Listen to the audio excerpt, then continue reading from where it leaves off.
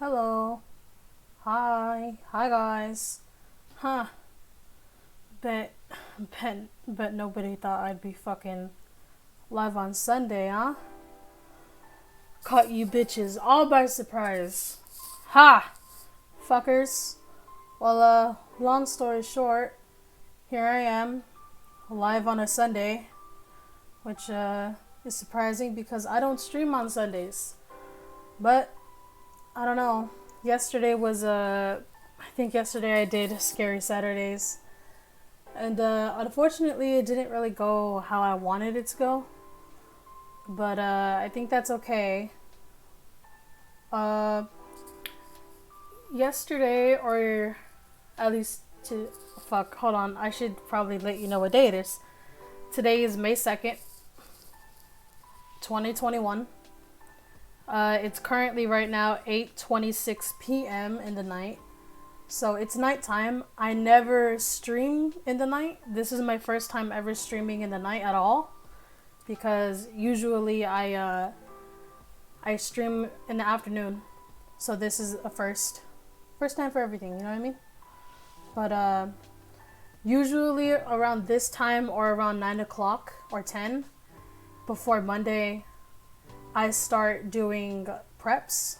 So I go to my Google News, I go to my Twitter, and I start looking for stories because that's a part of this is what I have to do before Monday. I look for stories, so I scour this for like a long ass time. I try to find as many stories as I can that are interesting and relevant to cover for tomorrow, for Monday, because Monday is when I do politics.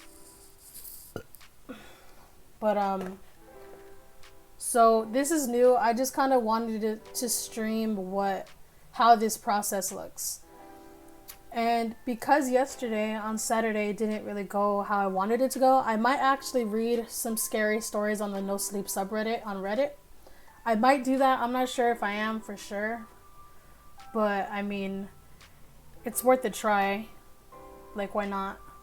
So I might do that. I'm not sure though if I'm gonna do it 100%. But we'll have to wait and see. So I don't know. Right now, I guess I just wanted to look through news right now and see if there was anything I want to look at. I already found one before I turned on the stream. I saw this. This is Alan Dershowitz slams FBI raid on Rudy Giuliani's apartment. I read this little small part that says, Attorney Dan Dershowitz on Sunday explained why he agreed to help Rudy Giuliani as former mayor is investigated over Ukrainian dealings. So this is all I read. I haven't read all this yet. Well, I see it obviously, but I haven't read it yet. But I'm not going to read this. But instead, I bookmarked it. You can see how I bookmarked it for news. Because I'm not going to read it right now. I'm going to read it tomorrow. So this is just how the process looks on how I gather stories and stuff to read for politics. Just to show you how that looks like. So most of the time I try not to read it. And I also saw this. When I opened up my Twitter, I saw this, and I haven't watched it yet, but I want to, and I want to kind of let people see my reaction to it, or what I think of it. Again, I don't know anything about this, but before I watch that, I want to see, you know what, fuck it, we will watch it. We'll watch it first. Why not? We'll watch it right now, actually. So I saw this, CBS News posted this on their Twitter. Because I follow them, so obviously I seen it. It says a Florida school principal is under investigation for paddling a 6-year-old student who allegedly damaged a computer screen as her mother watched and secretly recorded the footage on her cell phone. Warning: this video may be disturbing for some viewers. I don't know what the fuck this is. It sounds horrible. Obviously, right off the bat, it sounds shitty, but I don't know. Let's see.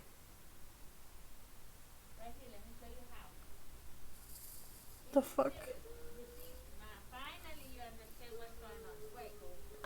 Oh wait, I'm dead ass about to watch some kid get their ass spanked. What the fuck? By the way, which is illegal. This is illegal in our country.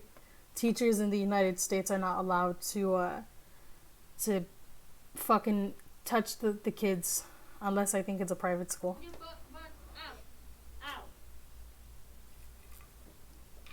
Damn! Damn, she fucking... Oh my god, am I allowed to show this on stream? Like, dead ass, dude. Am I allowed to, like... Am I allowed to show this? I'm not laughing at the kid, if someone thinks that. I'm not laughing at it. It's... Oh, god, why am I watching this? Now don't do it again. And sit down. Sit down. You better tell your mama sorry, and you better not treat her like that either. She hit him like 3 times, right? Is this gonna happen again? No. Never. You're gonna be good at home? Are you gonna respect your mom? Because I'm gonna tell you what. If your mom wants to come up to the school and spank you, and we can watch, that's gonna happen. What the fuck, dude? Like, they're just... Okay. Do you understand me? You better start Alright, I'll talk about it afterwards. treating your mom right. And you better start behaving and taking care of the stuff. You don't keep messing up things. I'm so disappointed in you. Next time you have I'm so disappointed in you, so I beat the shit out of you. So I got to battle and whoop the fuck out of your ass, dude. this is gonna happen again. Every time you come to the office, you understand that? You wanna come back to the office again? Because you come very often. You wanna keep coming to the office? You gonna come back? You're gonna come back to the office? No, I better not see you back up here. Because it's By the way, why aren't these people wearing masks? What the fuck? gonna happen again. Now calm down. Calm down before you get sick. Calm down. Bitch, you just beat his ass. What are you talking about? Calm down. Alright, so that was it. Oh my god, dude. What the hell? You seen how she had this?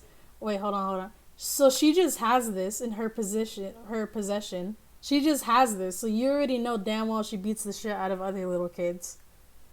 What the fuck, dude? Someone said, what's the problem?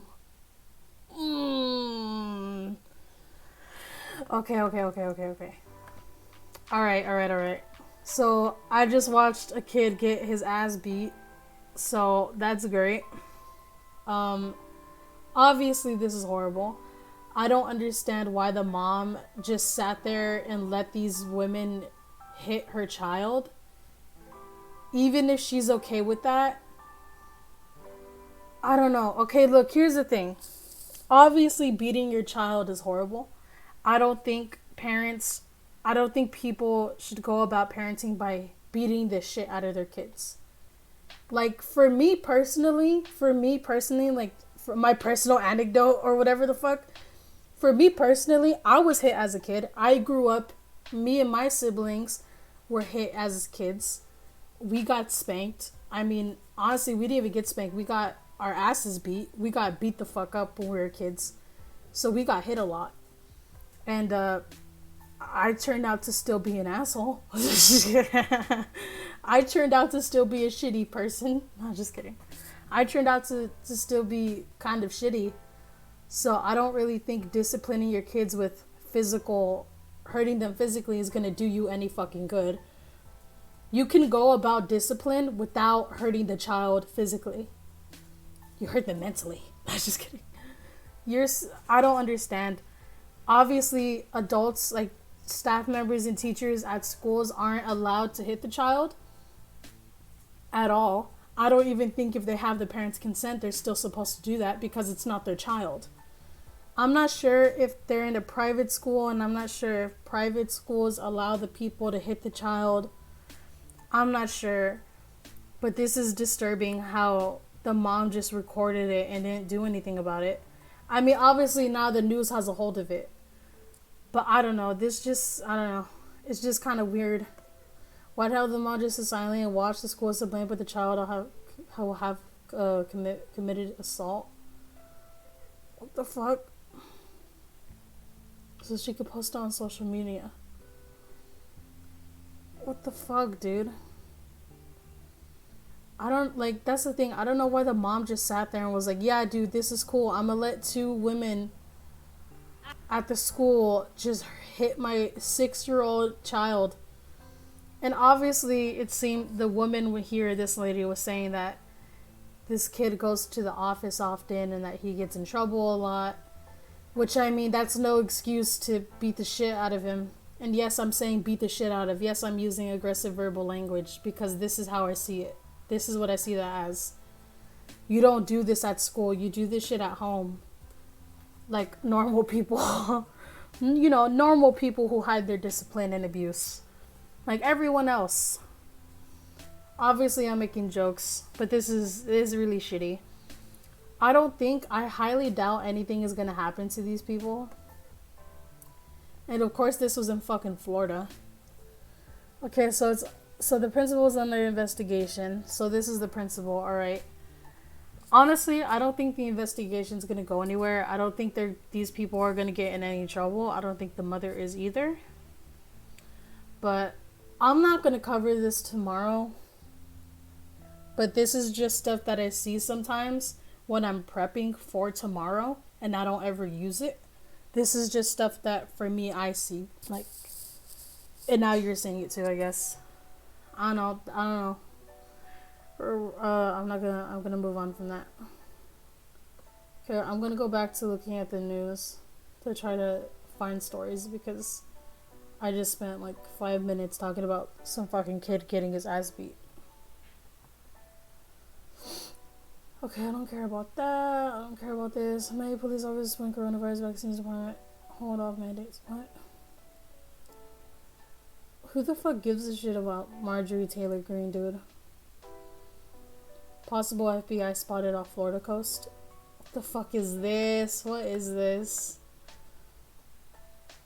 I don't know what this is. Oh no, it's uploaded by Fox News. Oh, we already seen this video. This video's old. What the hell? Okay, this is live people going crazy. Pro-Trump lawyer blows up key POC race. Idaho cop whose TikTok model LeBron is already McConaughey Brown comments his race. What the fuck? Bro, oh my god. So this is where I saw this one. So we'll look at this tomorrow. I'm not gonna look at that right now.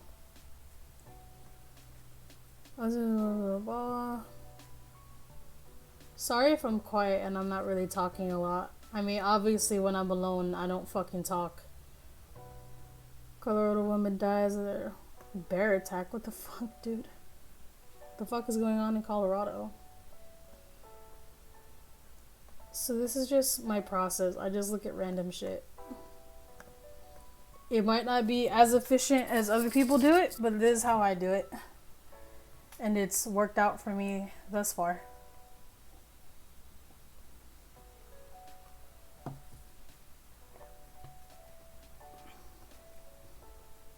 How is there potential whose consequence for Afghanistan withdrawal?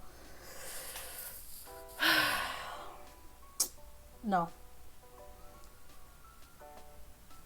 There are some stories that are just so fucking stupid. It's like I just don't even care enough to even.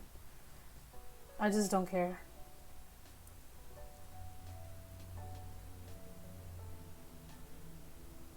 I think recently a lot of news hasn't been happening. Two more abducted. Okay, that's like National Space Council. What the fuck? What the fuck is all this, dude? What the hell? I don't want to stand. At least 22 people shot, 4 people killed. What the fuck is this? See, this is I'm interested in. What is this? Is this gang related? One person dead, multiple others in the shooting, assault of investigation, call out shooting, blah blah. The road that scene officer found multiple victims' gunshot wounds. At least 22 people have been shot. Bro, I get this on my face. 15-year-old girl's latest victim was targeted. What the fuck? I don't know why I'm reading this. I should be saving this. Is this gang related? On Friday, one was shot, blah blah. Was taken to the hospital. 21 had multiple gunshot wounds, blah blah. The investigation is ongoing. Okay. So they don't really have a strong story, I guess. Okay, I'm not interested in. Well, at least I'm not interested enough to put this in for tomorrow.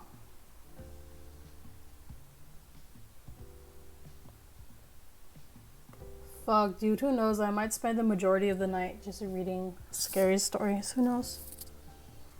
Slow news day. Actual cost release body cam. I'm afraid of police shooting. What the fuck is this, dude?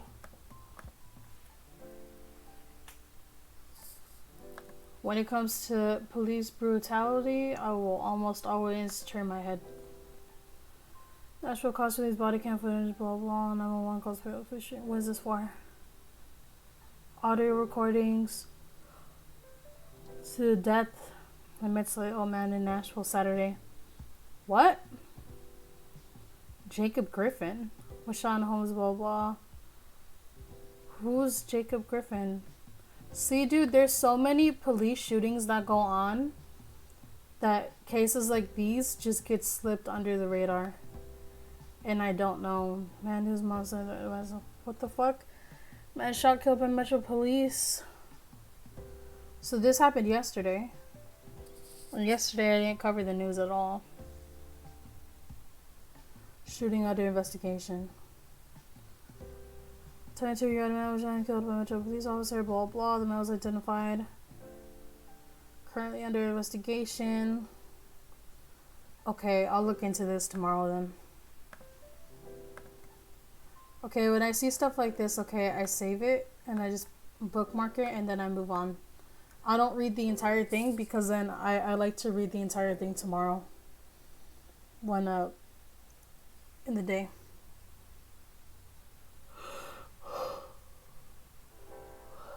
North Korea warns very grave situation about it, called it a security threat. What the fuck is this?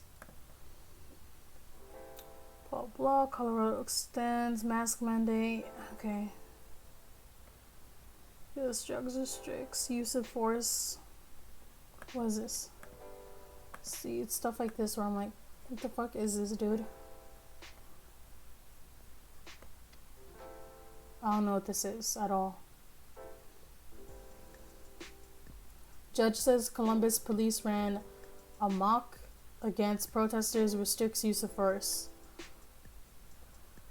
Federal judge has ordered police Columbus to stop using force, including gas. Okay. Already I'm interested, so I'm gonna save this for tomorrow.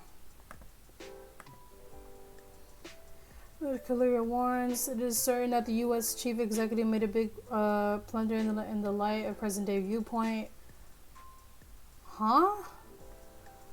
For a very blah, a serious threat.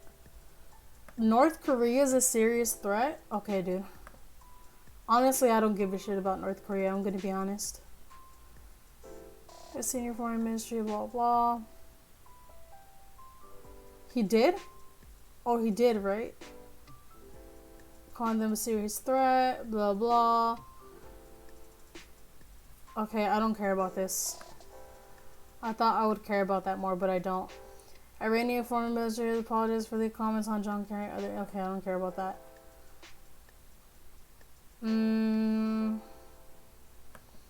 Fuck yeah, Bernie gave it to me, dude.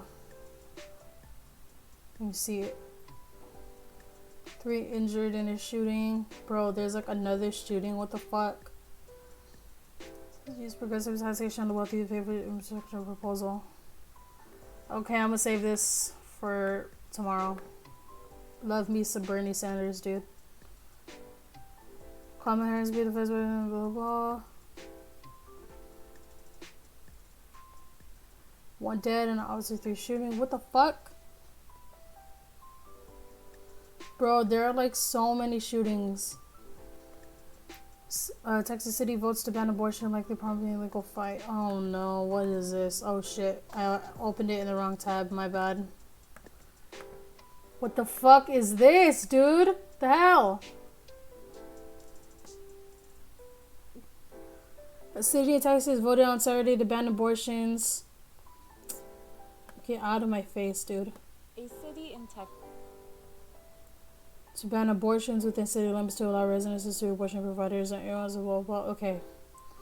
I'll look into that tomorrow. I think ever since I started streaming, I never really covered abortion. Long story short, I support it. Biden administration just goes to Trump. What the fuck, dude? Why are people still talking about Donald Trump? Like, what for?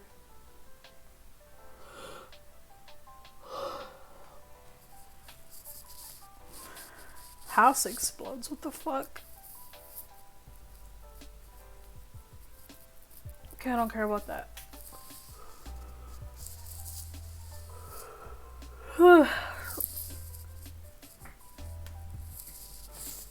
Insist tax won't go up for most people. Yeah, dude, no shit. If it's a wealth tax, no shit. You think fucking everyone in the country is fucking wealthy?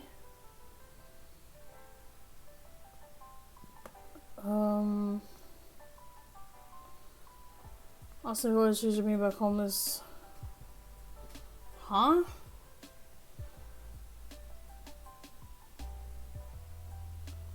What is this?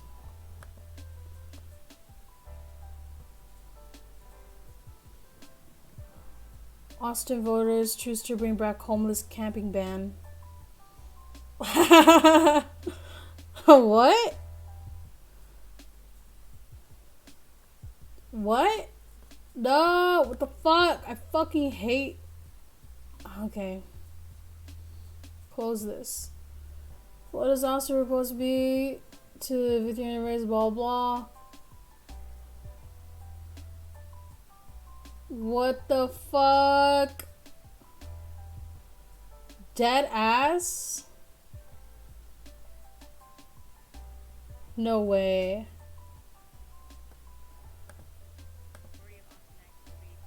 That it is not acceptable and that Austin should be focused on rapid deployment of resources to give people safe places to go. There are people who have no intention of complying and living in a housing situation that requires a significant level of responsibility. And there are those that are trying to get out of a bad situation to a place where they can be responsible and move on with their lives. We have to deal with both in appropriate ways. And okay, this seems like a shitstorm, so I'm gonna look in at tomorrow. Tornado is dead, blah blah. U.S. denies report of Iran prisoner swap deal. Okay, I don't really care about that. Shit happens all the time, dude.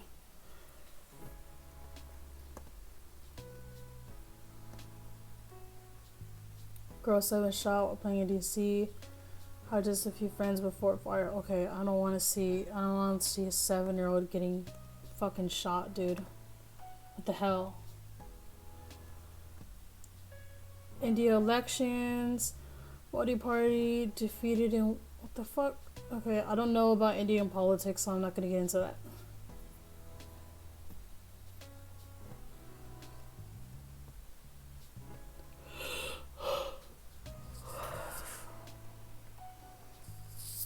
Bro, by the way, it's so fucking hot over here.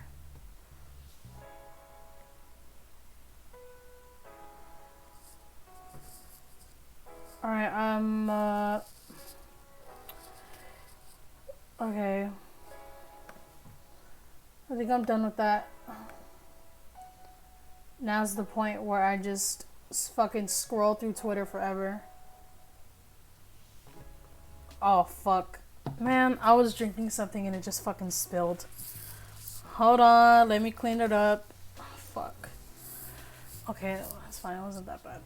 There's just a little bit that spilled. God damn it. Okay, let me check the trending page first.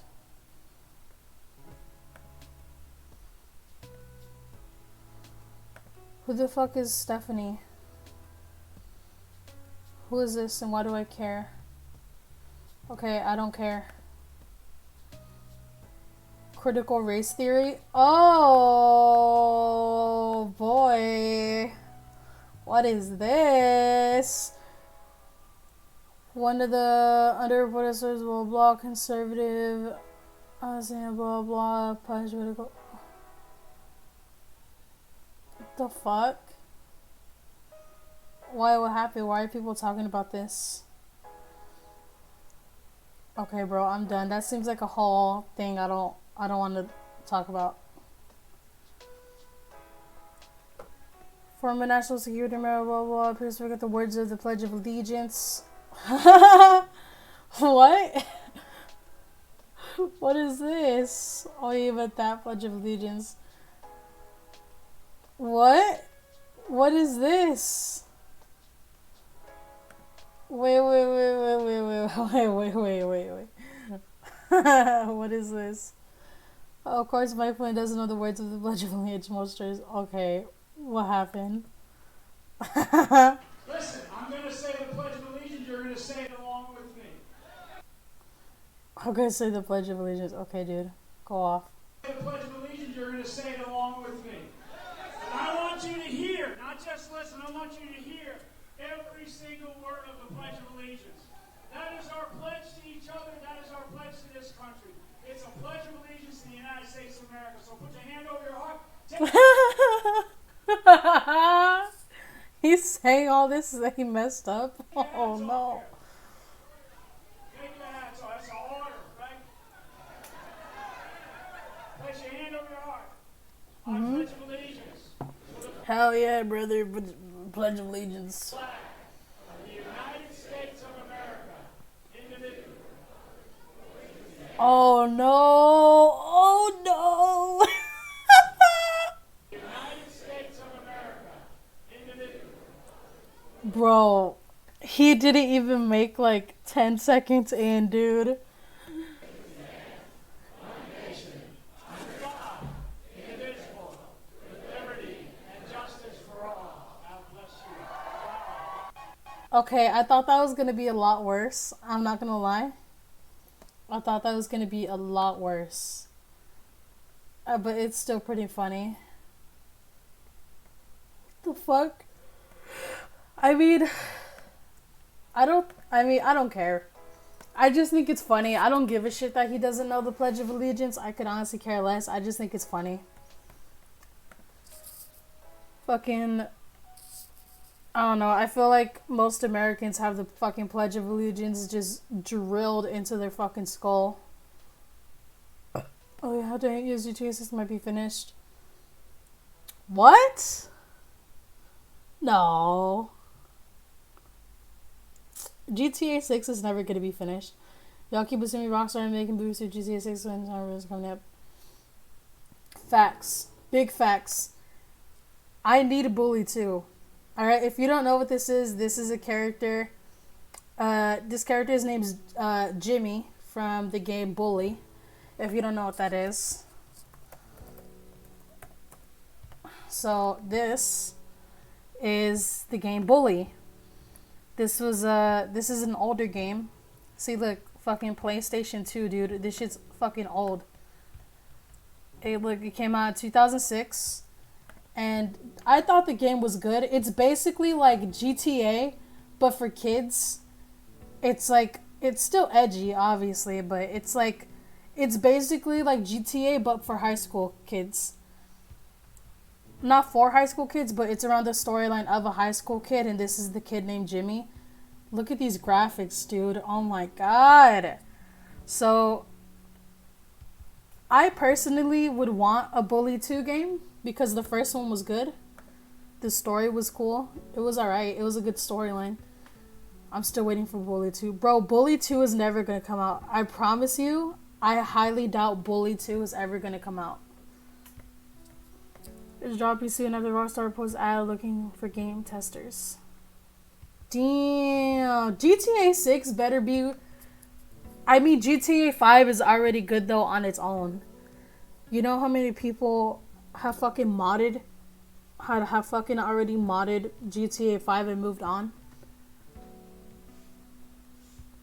Every nigga will watch this be finished. Shut the fuck up. I give us real news on your dumb bitches. Damn, somebody's mad. Jesus. It's not that serious. It's just a fucking video game. Even though that's such a weak mindset to have. It's such a weak mindset. Was this a reminder? Okay, I'm never gonna play Fortnite. Never.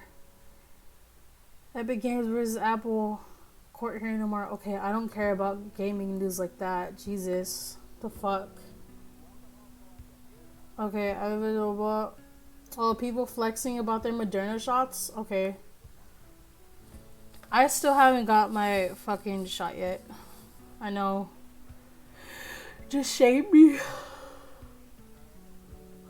Shame me in the comments. Chris Evans. Oh my god, bro. Don't even get me started.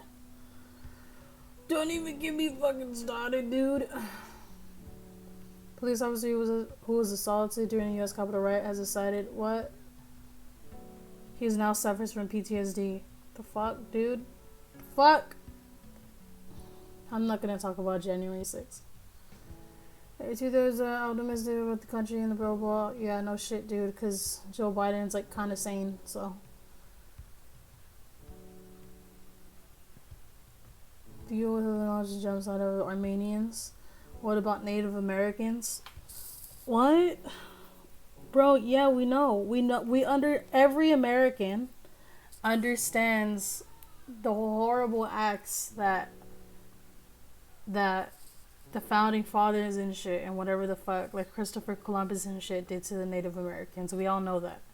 That's no fucking secret. Everyone is made aware of that. If you're American, you're automatically made aware of that, and it's horrible what happened. And I think most Americans have shame for that. Been 9 years or Call of Duty 9 years ago. Call of Duty Black Ops 2 was the first. Bro, I haven't been playing Warframe lately. I started playing it a while ago. Haven't been playing it as much as I thought I would. But I think that's because my sleeping schedule has been so fucked lately. What is this? Bro. Who the fuck is this and why is he on my timeline? Booba. I don't even know who that is. The fuck is this, bro? Dead ass? I'm about to, Bro, there's like no news. What the fuck? Oh, critical race theory, yeah. No shit.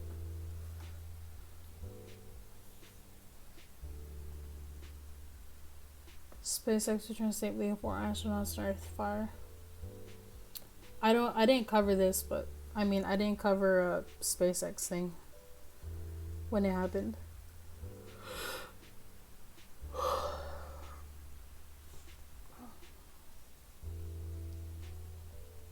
For class. What do you mean, Jess? What do you mean for class? What are you talking about, girly? Bro, it's such a slow news day. But then again, remember that this is all for prep for tomorrow. Tomorrow I'm going to cover all these stories. I'm gathering it for today. Politics prep? Yeah, I mean, I'm not studying politics in college, but every Monday I stream politics and I talk about the news and stuff and I cover the stories and I talk about it. But I'm saying politics prep because right now I'm going through the news to find stories to read for tomorrow. I'm not going to read them now because I don't want to spoil it for myself. But this is just my process of what I do every Sunday. I try to find stories and stuff. We already got some of them right here. These are all the stories I'm going to be looking into for tomorrow. It's the same old, to be honest. I mean, yeah. I mean, there's always a lot of shootings and stuff like that, but it's still important. At least to me it is, and I like doing it, so. It's a slow news day. But I think that's fine. The irony is I'm polar science major. Damn, good job, dude. The fuck? Good for you. I'm not in college yet, but I plan to study politics in college when I get there. But I'm not in college yet. For now, I'm just some political pothead that's too obsessed with the news. A political science major, huh? Damn, look at this guy flexing.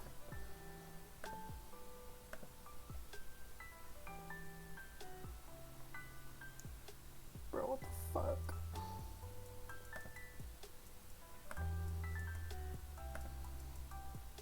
Secret to mail. Rockstar Games. Bro, I really think I saw everything. Again, it's a slow news day, but I think tomorrow there's gonna be more stuff that comes up over throughout the night when I'm not streaming. Spoiler: Old Rich Spider-Man. Fucking basically just capitalism in a nutshell. Bro, it's so crazy to me how fucking motherfuckers literally defend capitalism like it's a good thing. I mean, obviously capitalism has helped this country for a little bit, but it's crazy to me how Americans think like it's a part of American culture to love capitalism, and that's fucking crazy to me because capitalism is exactly what hurts you. American baby's always first. I'm more of the racial politics. That's fire though. I mean, I personally think more people should talk about politics. Damn, double major. Sheesh. At least you're double majoring in a topic that's similar to each other. American Ethics Studies. Damn. Just flexing on me, dude. Stop, I'm already dead. Continue with the flexing. Jesus.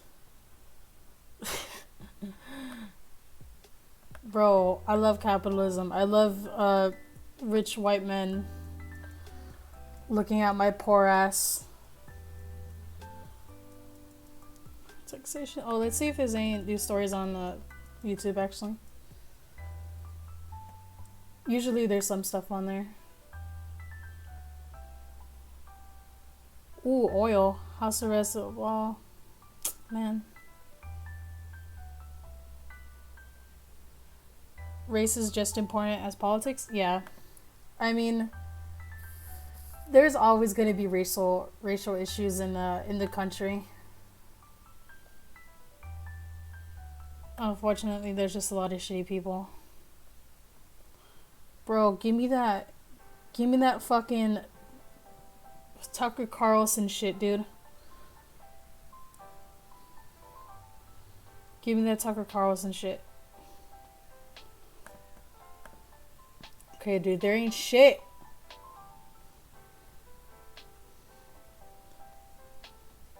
Labor studies? No. Before I wanted to study in politics, I was gonna study in criminal justice and criminology and psychology. I wanted to dive into that field before I looked into politics.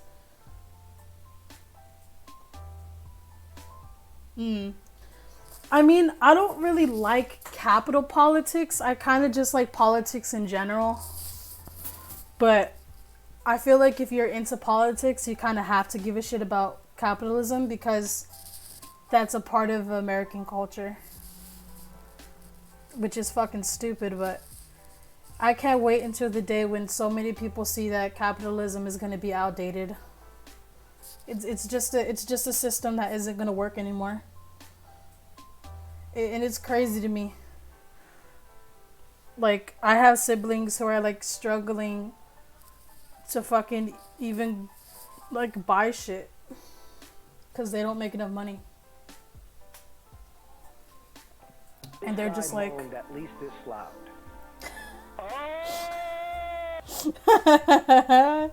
thanks for the follow.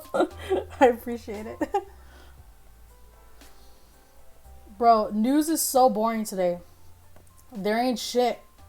So I think I'm gonna move on from politics for now because there ain't shit. We'll check back in later, but for now I kind of just want to continue off of yesterday for Scary Saturdays and read some scary stories because politics ain't it right now.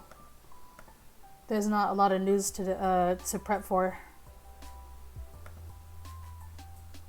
Cue scary music. Ooh. Cue scary music.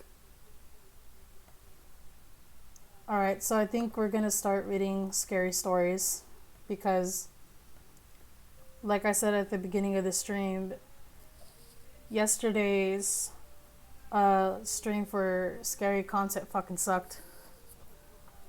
That's a criminal justice in college and not realize now. True, dude. But I mean, I feel like in college it's a process. Like, college is when most people are just like dabbling in different majors, and they're just like, is this my new thing now? Is this my kink? Is this what turns me on? Like I said before, I kind of always gave a shit about politics, but I never went out of my way to look into it. Plus, I believe science major is first. It's criminal justice. True, dude.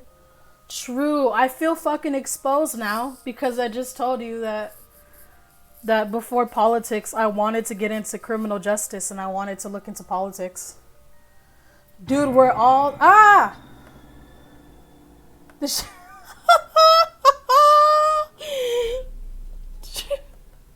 Oh, dude, I was like, bro, we're all secretly the same. Fucking political Andes, dude. I'm a junior. Oh, damn, dude. Bro, we're literally all the same people. We're just some fucking libs who are like, criminal justice? No? Okay, politics. Because I think a root problem in the justice system is because of politics. It stems from there. So I mean, damn. All right, hold on. I gotta change the title of the stream because I'm done with politics for now. Cause it's a slow news day, so I have to move on from that. What am I looking at? Okay, reading scary stories. Reading scary stories. Oh, shit, I can't spell.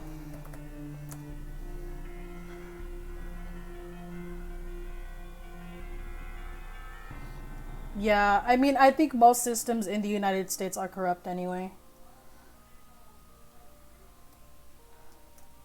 Reading scary stories.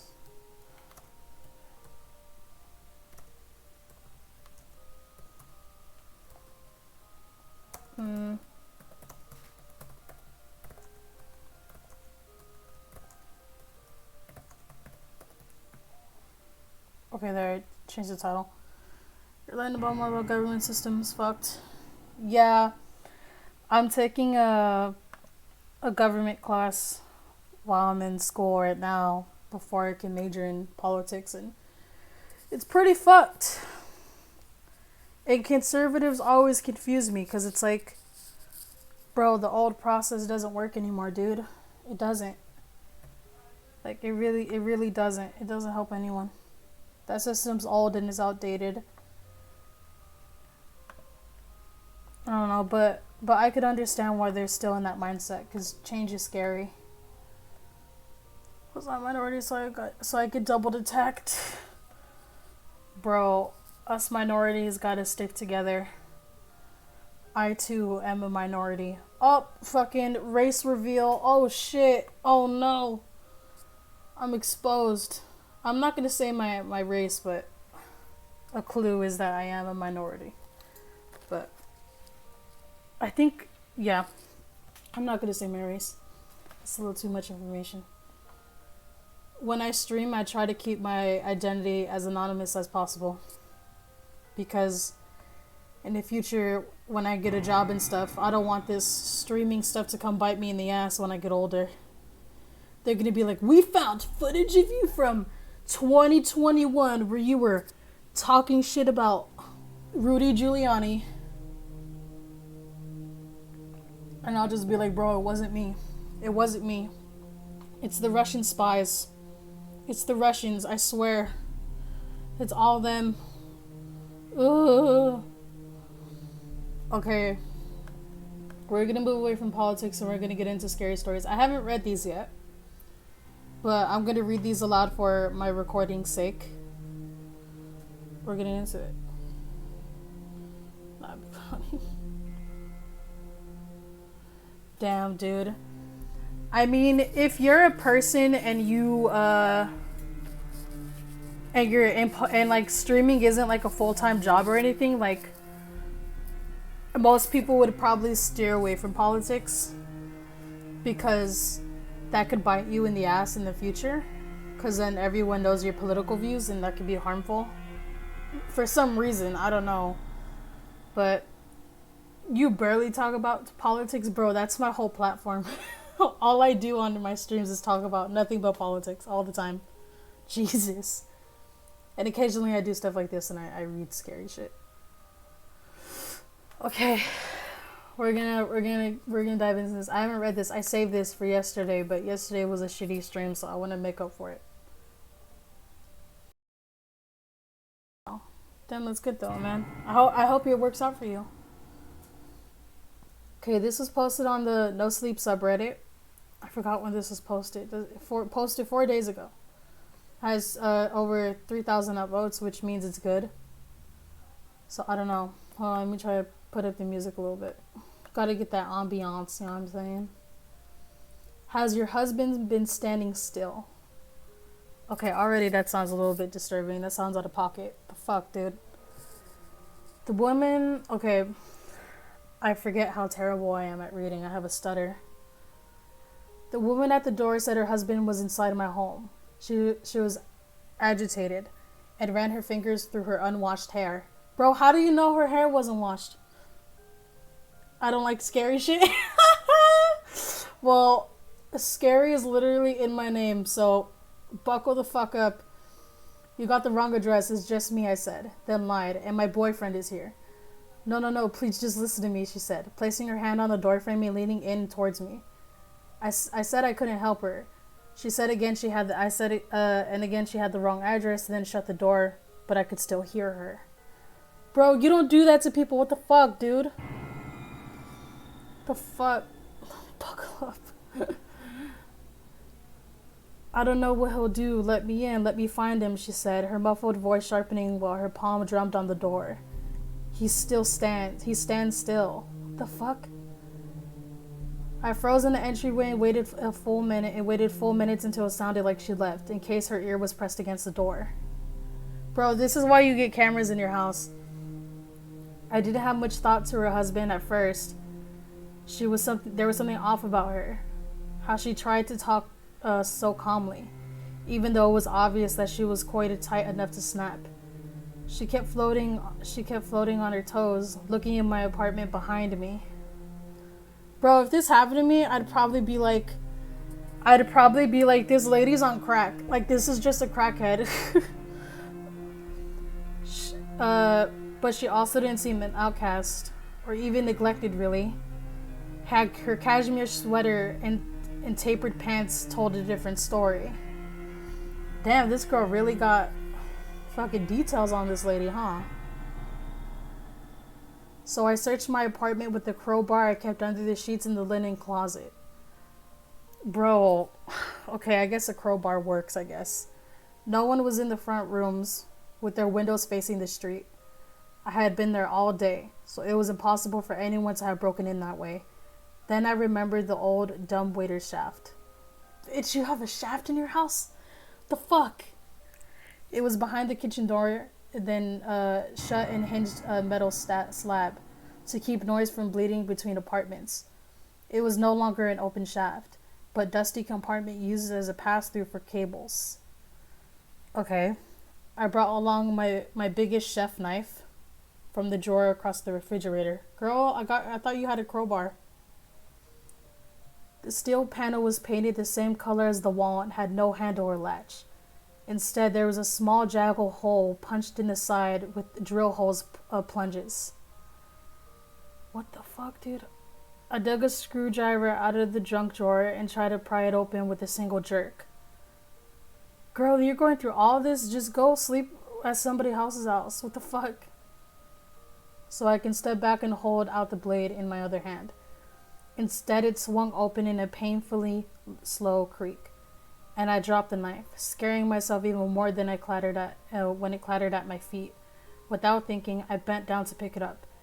Kneeling on the floor, I imagined a pale hand reaching out into my hair and skull. But when I stood up and looked inside, there was nothing there. Just dark. It was empty.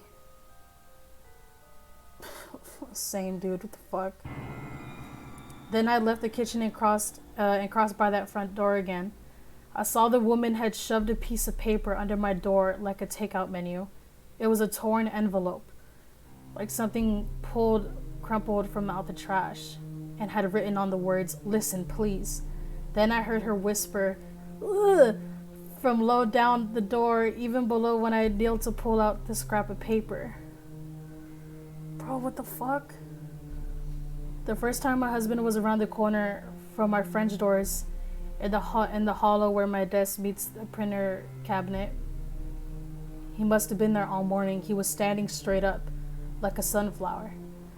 But I didn't see him until I got from the desk and bumped my ankle. When I looked up, he suddenly was there, staring at nothing.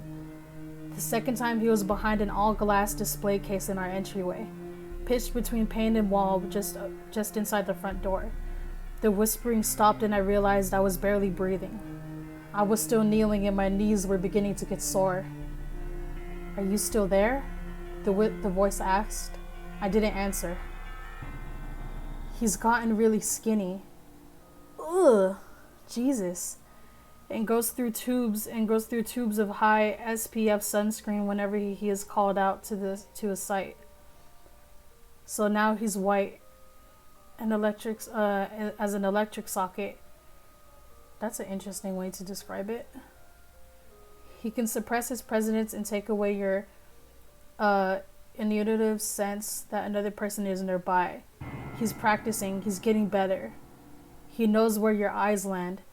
In spaces they slide over. "Go away," I screamed.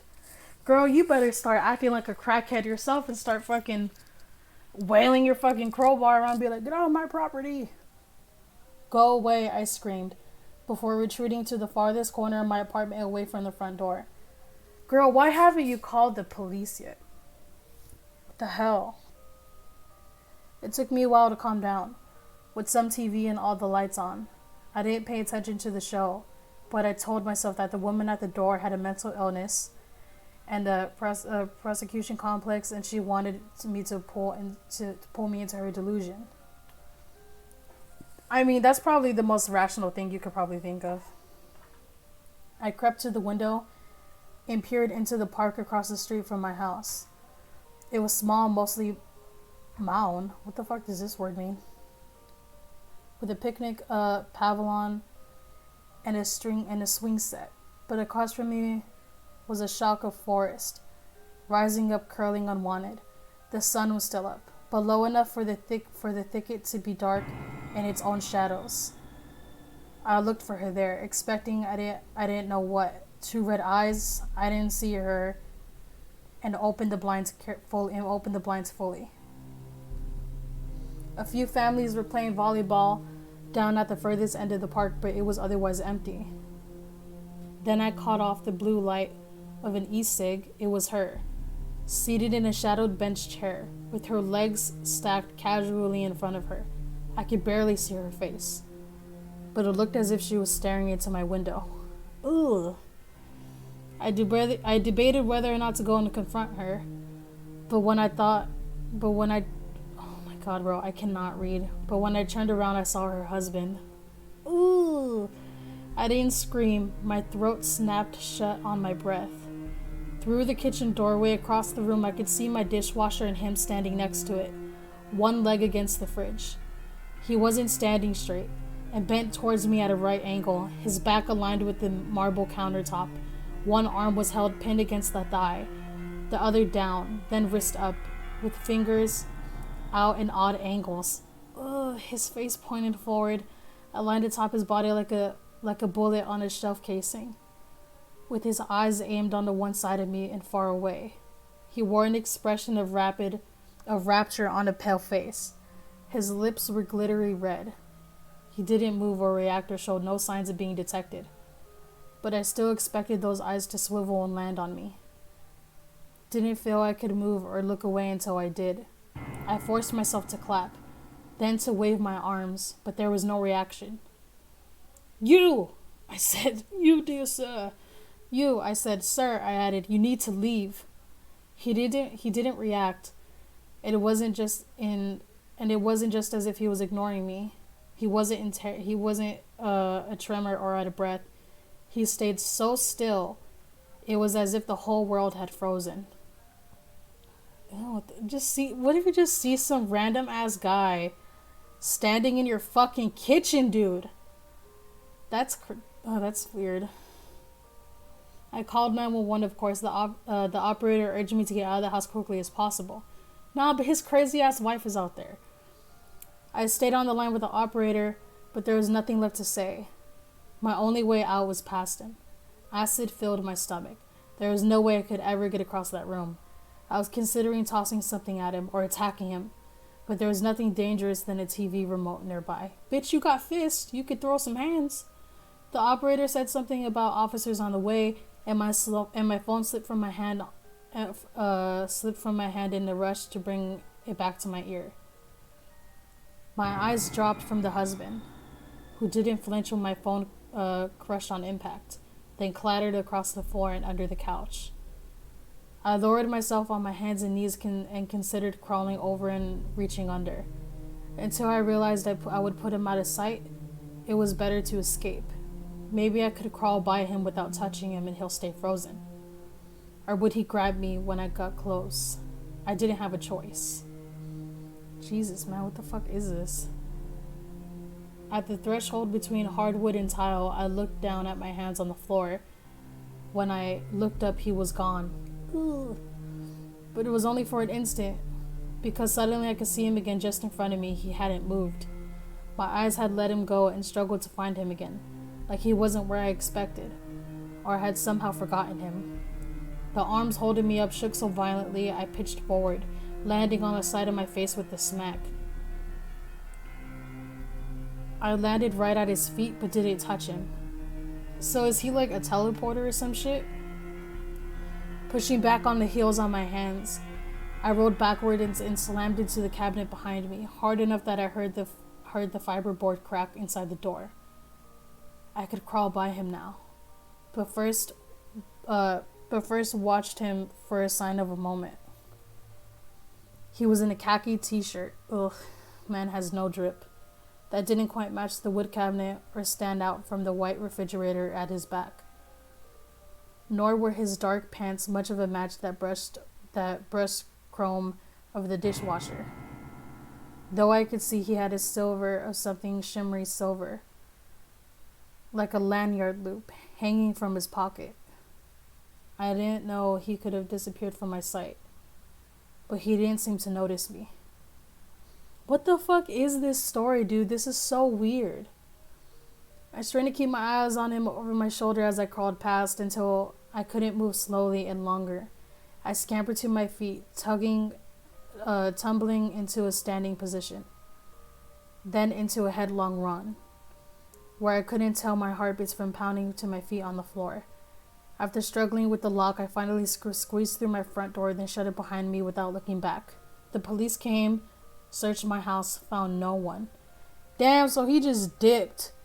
I tried to explain that he might still be there and that they hadn't seen him, but they wouldn't come back in with me.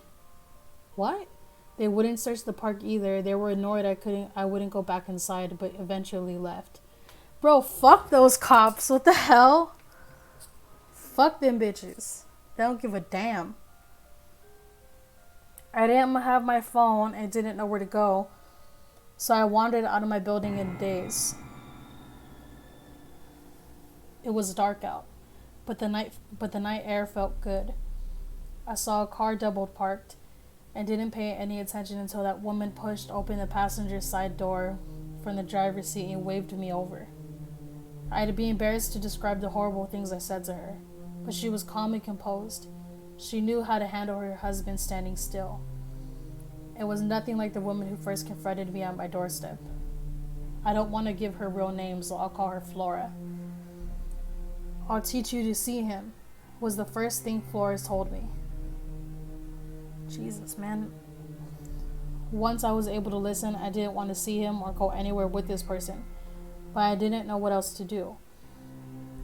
She drove me far outside the city until I could see stars sprawling suburbia. We're somewhere near this highway. Blah, blah, blah. She turned on him. Okay, blah, blah.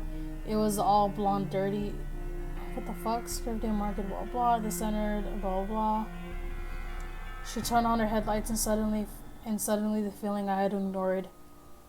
A favor of her sincere understanding of my situation. I could no longer be ignored.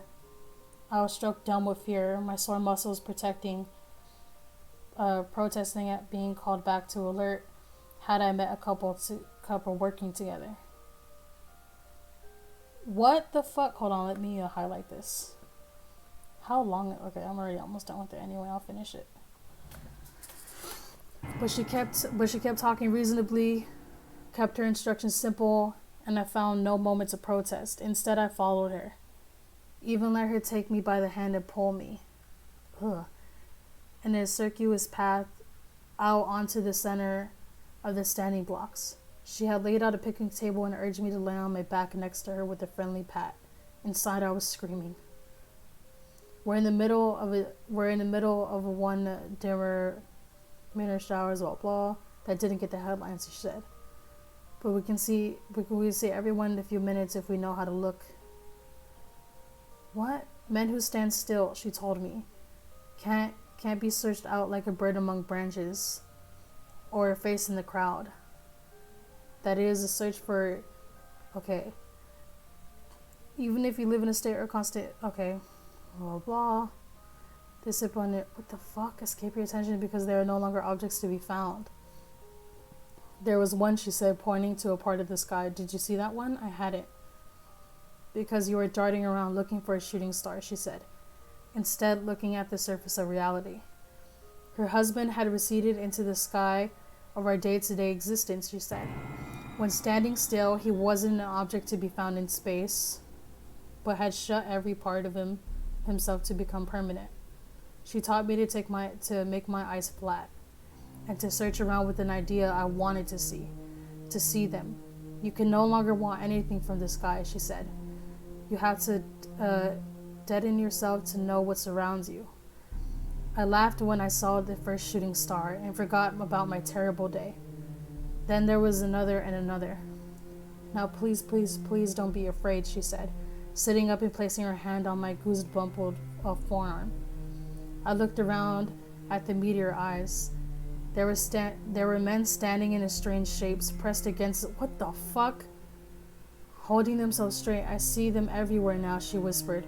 There are so many of them standing still. This was so fucking weird, dude. I had a professor who taught me about mental reservoir, soft focus, using blah blah. As you softly take everything in within your field of vision. I both really disappointed I never saw still men. So this is like a real thing? What? Hold on, that's like a real thing? What? Meteor eyes? Is that a real thing? What is that? Why are the Sims popping up? What is this? I have no idea what the fuck that is, dude. What is this? No way. I'm terrified. Okay. I don't know what the fuck this story was. I thought this story was gonna be something else, but it wasn't. I mean, I guess. I thought that story was honestly gonna be a lot better. I don't know why so many people liked it. I honestly don't. But I don't know. I guess we're gonna move on then. I thought that story was gonna be a lot scarier, but it wasn't. I guess that's fine. Okay, I'm gonna move on. God, my glasses are like... Okay, I'm gonna zoom in though, because I'm so bad at reading, dude. Okay, this was posted 16 days ago. This, last year, October 2020. Wait, what? Okay, did nobody else play the bath game? I don't know what the fuck the bath game is, but I guess we're gonna find out. Did nobody else play the bath game? Okay, let me just get straight to the point. I do not believe for a second that no other child played the bath game growing up. I'm convinced my friends are trolling me, but they're not responding to my messages, And so I'm left with little choices to bring my question here, hoping someone will know what the hell I'm talking about. Bitch, I don't know what you're talking about. The fuck? Okay, when I was around 5 or 6 years old, when my babysitter introduced the idea of the bath game. She said it was a fun way to engage with the imagination and that I could find something truly special within the water. I didn't question it. Even then, because she was the boss and I thought she was pretty, I didn't want to make her mad by refusing or risk having my Nintendo taken away if I was disobedient. So when my mom told her to bait me one night, I was excited to try it. Her instructions were pretty simple, and I'd come to write them down because with any game there has to be rules. Okay, number 1. You must be alone you must do the bath game alone. These instructions can be given, but you have to be isolated for the game to begin. The bath should have some sort of thick bath soap that includes a lot of suds and dark liquid. What? Ensure the top of the water is obscured and the sides are caked in it, including the handles to get out. Only hot water, no cold and no resistance upon getting in the water. If it hurts, it will pass and your skin will get used to it. Ignore any redding on the skin. Ugh, that's weird, bro. Take a deep breath, make sure it hurts a little. No, you will not be coming back up for a while. Is this drowning yourself? Dive in, don't look back or rise up. Allow the current to take you and keep your eyes open.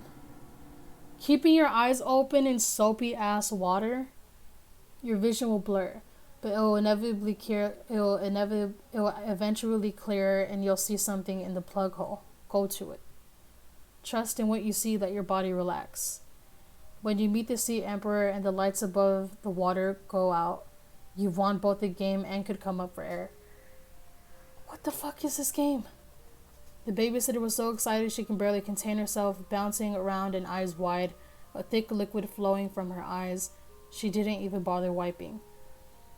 Content should be sharing in my submarine by proxy. I stood there in the bath towel, expecting her to follow me, but she shook her head, nostrils flaring. Only you. Rule number 1, right? Remember? She beamed and I felt my face grow hot. She was pretty when she stared at me like that. I'd have done anything. You're special. I can't wait for you to win and get your prize.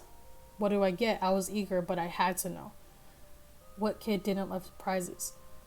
Her lip twitched and she took the moment to answer, but I remember her expression never changed, not once. Her teeth chattered as she said the word freedom.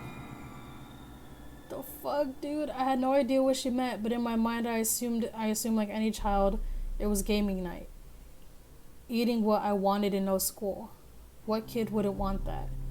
I went in and noticed the bath was already running. A thick soap I'd used to give myself foam beards was caking the entire tub. Safer spot safely to get in. The water was so hot that it was steaming up the mirror and making my body sweat. Rule 2 and 3 were taken care of, it seemed. A little freaked out by the unperturbed. Okay, I took a couple of practice breaths before inhaling deep, feeling the pressure mount and slowly stepping into the tub, carefully not to let my feet slip. Even at that age, I knew I could easily hit my head on the faucet and cave my skull in. Nothing was going to stop me from winning this game. The water looked inviting, but murky. The thick paste had covered the top layer of the foam with small patches of the black liquid poking through. The bottom obscured and creating an illusion of depth.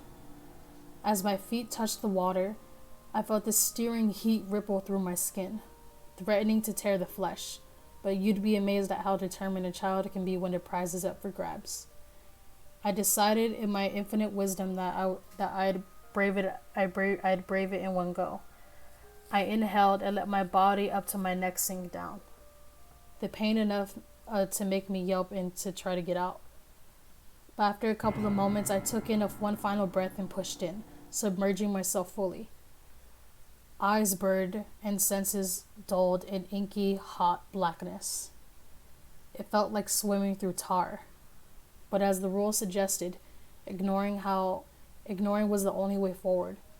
My stomach pushed in protest and muscles began to burn.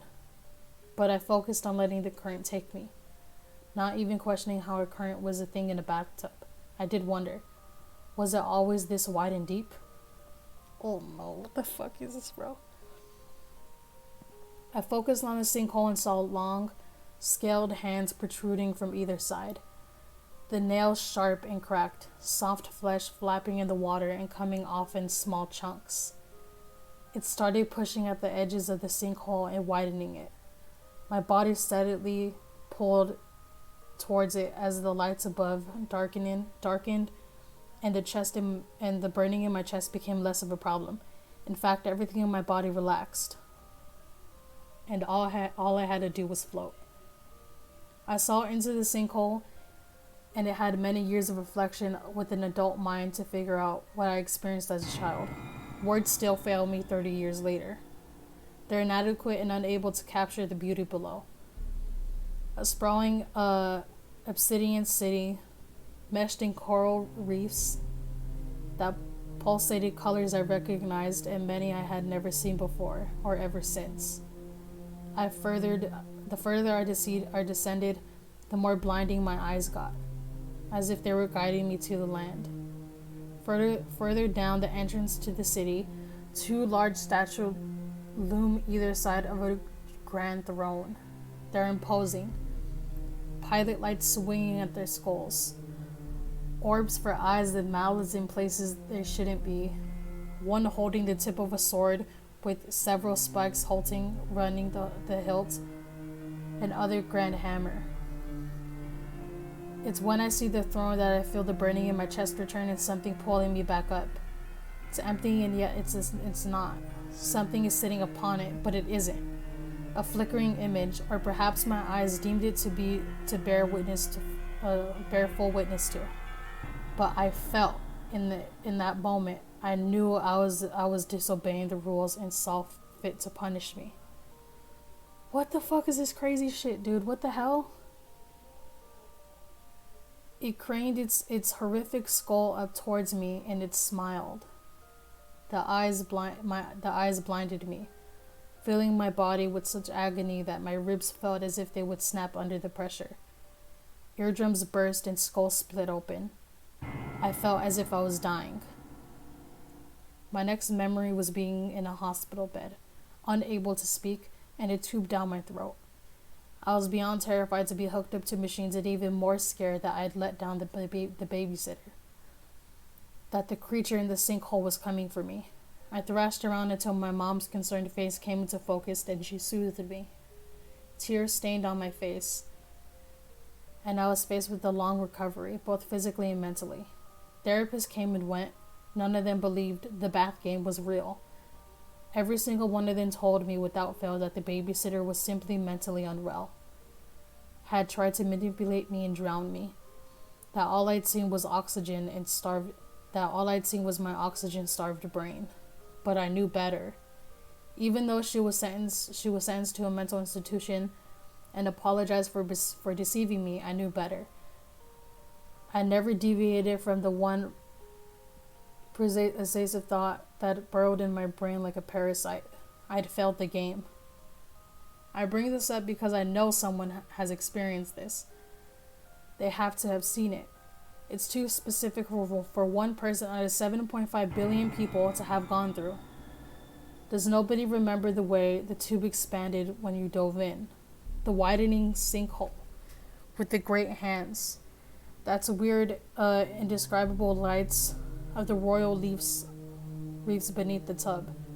The fishman statue holding the artifacts of power.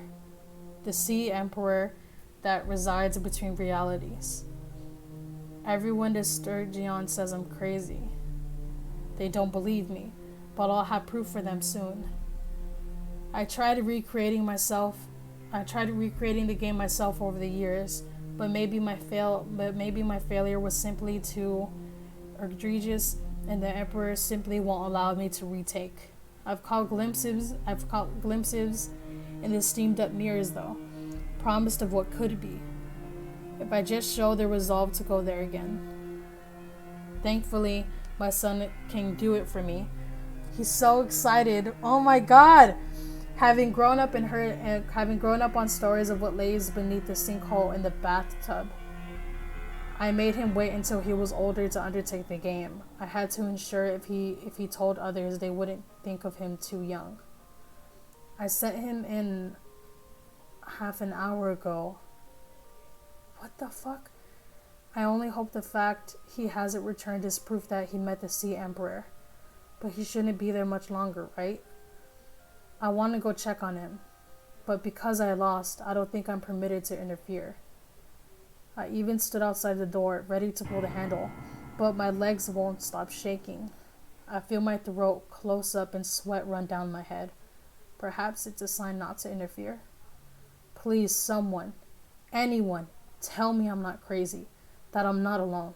Someone has to remember the bath game. Because as my mind wanders and creep fears in, all I could think about is the prize my babysitter promised. The prize my son has been promised. Freedom. What the fuck? That was it? That was so weird. What the hell? I'm just gonna choose the little world. Your son's not better than a deep creature. What the hell?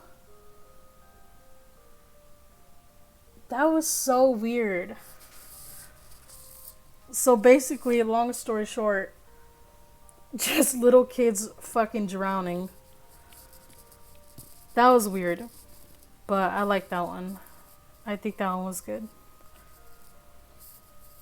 I think it's just, I just don't think it hits as hard though, because I'm so bad at reading. Like, I have a hard time reading stuff. And it's late and my eyes hurt. So I was really trying to focus there. But that one was cool. It was weird, but I mean, it worked. Okay, let's see if there's any more, if I have any more here. I had these. Okay, I'm gonna see if I can read these.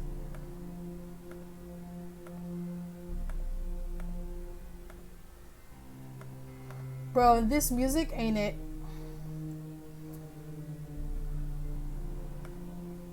I'm trying to find good creepy background music. And it is a struggle.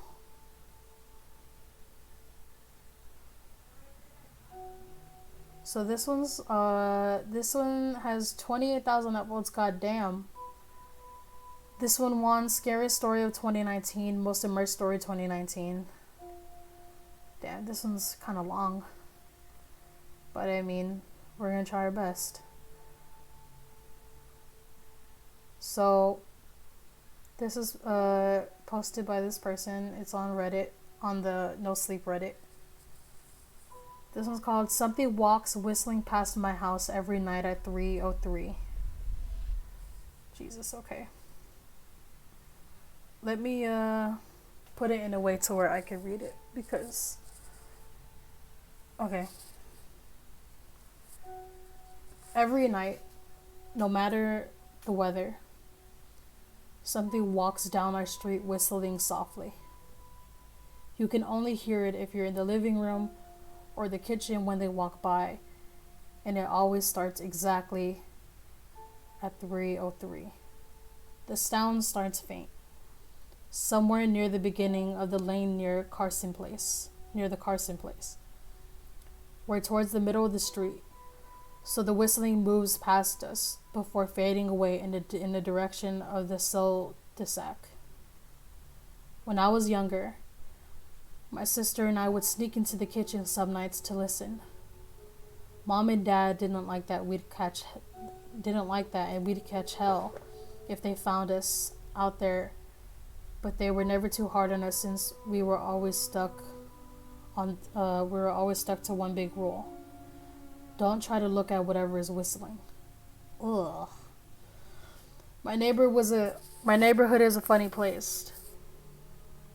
I lived here since I was 6 and I love it. The houses are small but well kept. Good body-sized yards. Plenty of spaces to roam. There are a lot of other kids here my age. I turned 13 back in October. We grew up together and would always play foursquare in a cell de sac, or roam around the back porch to the back porch in the summer. This was a good place to grow up. I'm old enough to see it. And there's only two strange things here: the night whistling and the good luck. The whistling never bothered me much. Like I said, I couldn't hear it from my bedroom. But my mom and dad didn't like talking about it, so I've stopped asking questions. My dad is a strong guy, tall and calm. He has an accent since we moved to the US as a kid. His family, my grandparents, they're from the islands. That's what they call it. My dad, the only time he isn't calm is if the whistler comes up. He talks a little quicker then. Eyes move faster. And he tells us not to think about it so much and to always remember that one rule, the big rule. Don't try to look outside when the whistler goes past. Not that we could even look if we wanted to. See, there are shutters on the inside of every window, thick pieces of heavy canvas that pull down the top and latch onto the bottom of the window frame. Each latch even has a small lock, about the size of what you find on a diary. My dad locks these shutters every night before we go to bed and keeps the key in his room. My mom, I don't know what she thinks about the whistling. I've seen her out in the living room before at 3:03 when the sound starts. I could see her if I cracked my door open just an inch to peek. She's not out there often, but at least I haven't caught her much. But once or twice a month, I think she sits out there on our big red couch just listening. The whistler has the same tune every night. It's cheerful. Da da da da da dum. Da da da da da dum. Remember when I said there are two odd things about where I live? Well, besides our night whistler, everyone in my neighborhood is really lucky. It's hard to explain, and my dad doesn't like us talking about this part much. But good things just seem to happen to everyone around here a lot. Usually, it's small things: winning a radio contest, or getting an unexpected promotion at work, or finding some arrowheads buried in the yard. You know, the authentic kind. The weather is pretty good, and there's no crime, and everyone's gardens bloom extra bright in the fall. A million little blessings, I've heard my mom say about living here. But the main reason why we stay here, why we moved here in the first place, is my sister Nola. She was born very sick. Something in her lungs. We couldn't even bring her home when she was born.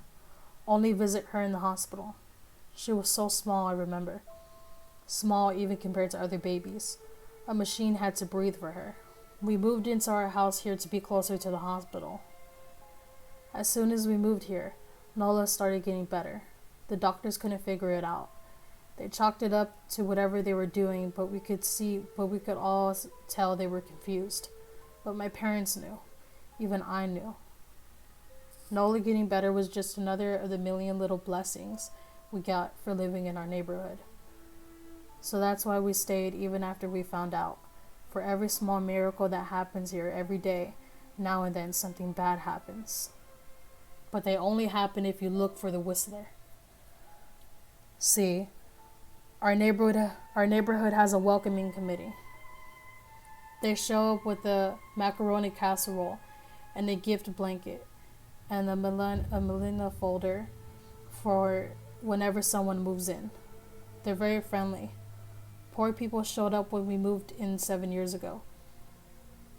The committee made a small talk, gave me a Snickers bar, and took turns holding Nola.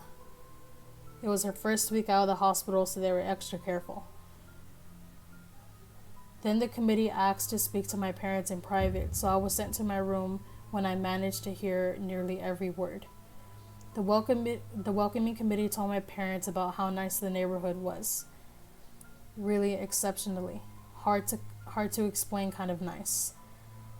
And then my parents, And then they told my parents about the even harder to explain whistling that happens every night at 3:03. It ended at the tick of 3:05. The group, our new neighbors, warned my parents that the whistling was quiet, but never harm or hurt us, as long as we didn't look for what was making the sound. This part they stressed, and I pushed my ear into the door, straining to hear them.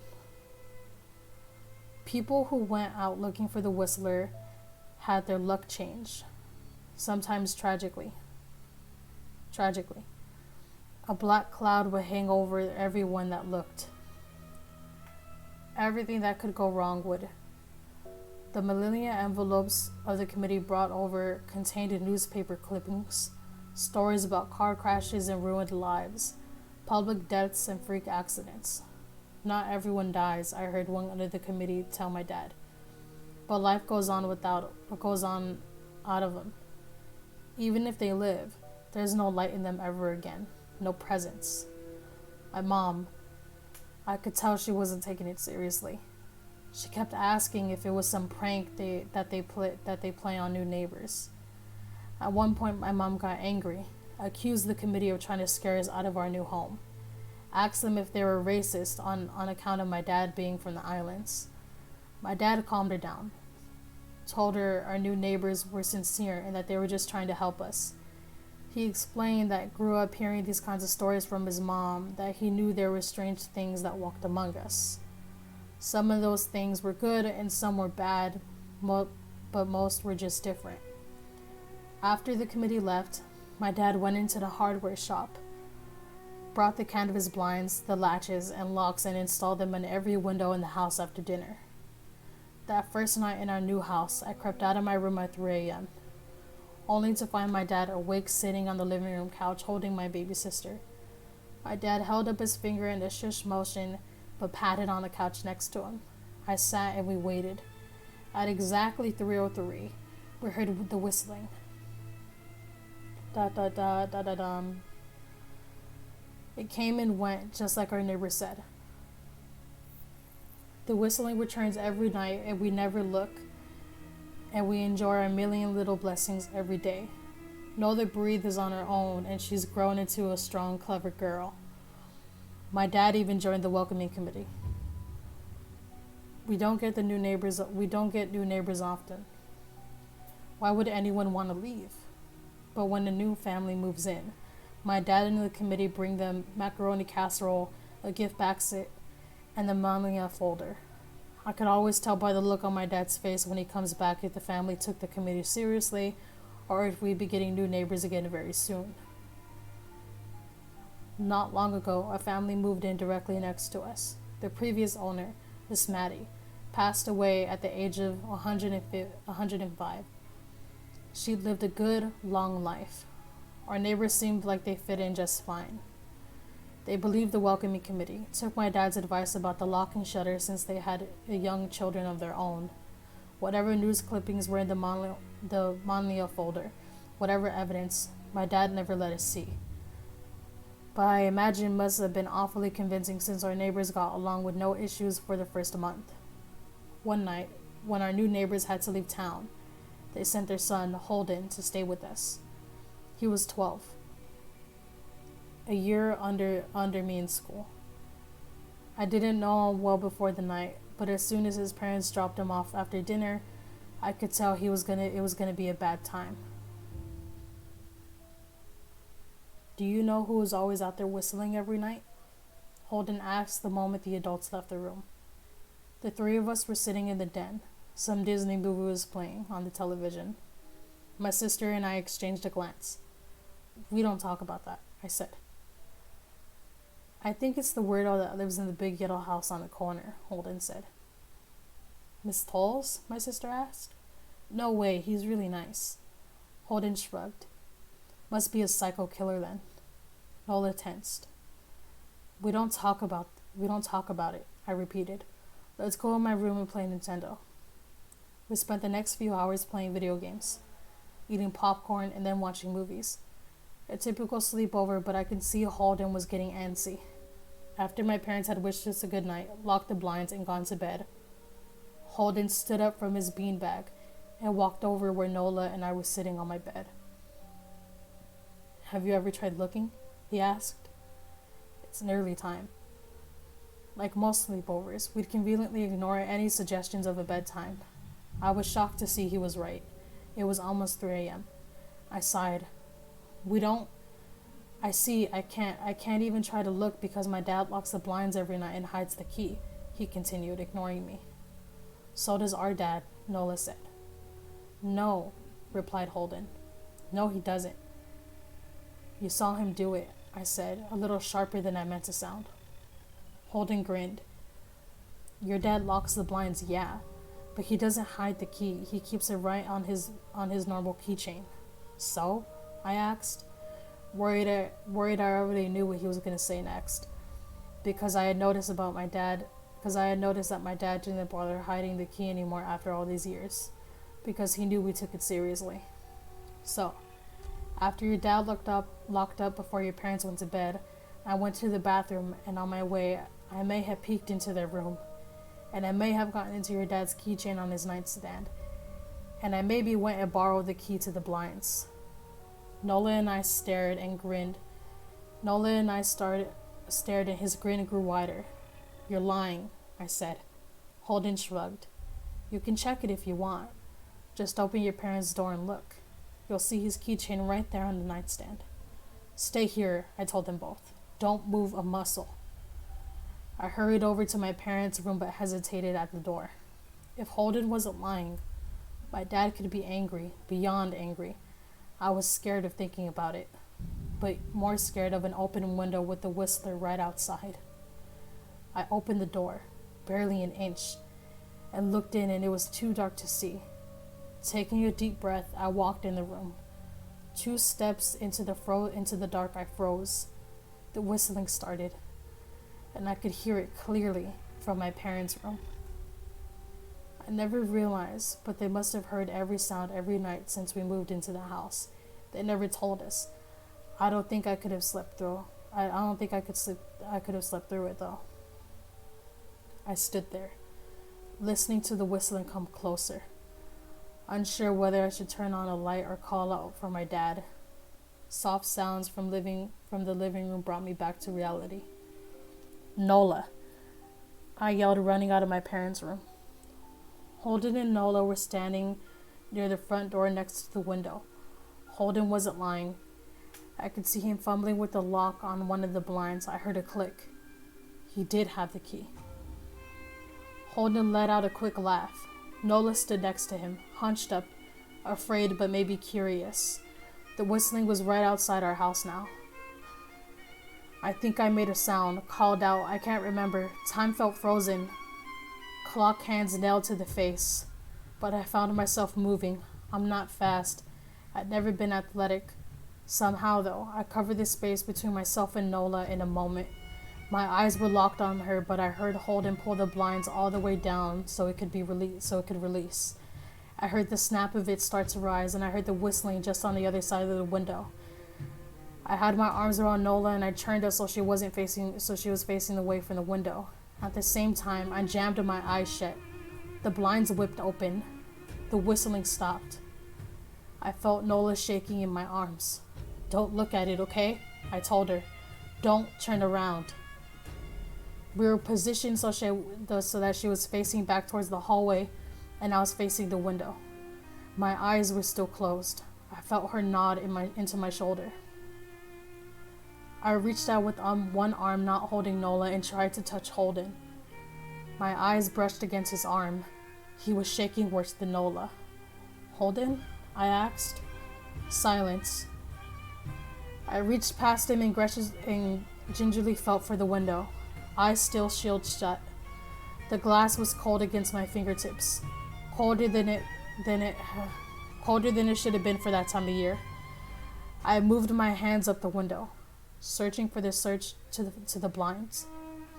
The glass began to get warmer the further I reached, and there was a gentle hum feeding back into my fingertips. I tried not to think about what might be on the other side of the window. Finally, I touched the string and yanked the blind shut. I opened my eyes. In the dim light leaking out from the kitchen, I could make out Holden, pale and small, staring at the now closed window. "Holden?" I asked again. He turned towards me and screamed. Everything had become a flurry of motion. Lights sparked to life in the hall, then the living room. My parents' footsteps thudded across the hardwood floor. I didn't turn to look back at them, my eyes glued to Holden. He was pale, had bit his lips so hard that there was a thin red line of blood dripping down his chin, and he'd wet himself. "What happened?" my dad asked from behind me. I managed to swivel away from Holden and look back. He looked. I'd never seen my dad scared before until I saw it that night. In that moment, an old, ugly terror stitched on his face, a parent's fear. "Just Holden?" he mouthed to me. I nodded yes. My dad let out a breath. He looked so relieved I nearly expected him to cheer. But then he turned to Holden and my dad's face changed. I wondered if he felt bad for feeling good that Holden was the only one that looked. There was a knock on the door. We all froze. Holden whimpered. "Don't answer it," my mom said. She stood at the threshold of the hall. I always thought she was a skeptic and just humored my dad about the windows and the whistler. But that night, we were all believers. I noticed that both of my parents held the baseball bats they must have taken from their bedrooms. The knock came again, a little louder this time. "Please don't open the door," Holden whispered. My dad walked over to him, hugged him close. "We won't," my dad promised, still holding the bat. "Nothing is coming in here tonight." Thud, thud, thud. This time the knocking was loud enough to rattle the door. Holden screamed again and Nola clutched her arms around my neck. My mom came over and knelt down next to us, wrapping my sister and me close. Thud, thud, thud. "Call the police," my mom whispered to my dad. The knocking instantly stopped. My dad looked over his shoulder at us. "Do you think?" He was cut off by the frantic knocking and trailed off to a polite tap-tap. "Police," said from the other side of the door. The voice from the outside sounded exactly like my mom, like a parrot repeating the words back to her. "Call. Police, call. The police." Tap, tap, tap. Silent. "Police." My mom pulled us closer. "Police, police, police, police. Please stop," I heard her whisper. "I don't think calling them will help," my dad said. "How will we know when they're the ones at the door?" The knocking came back harder than before. The door shook. Then it stopped. After a long moment, I heard the knocking again, but it was coming from our back door.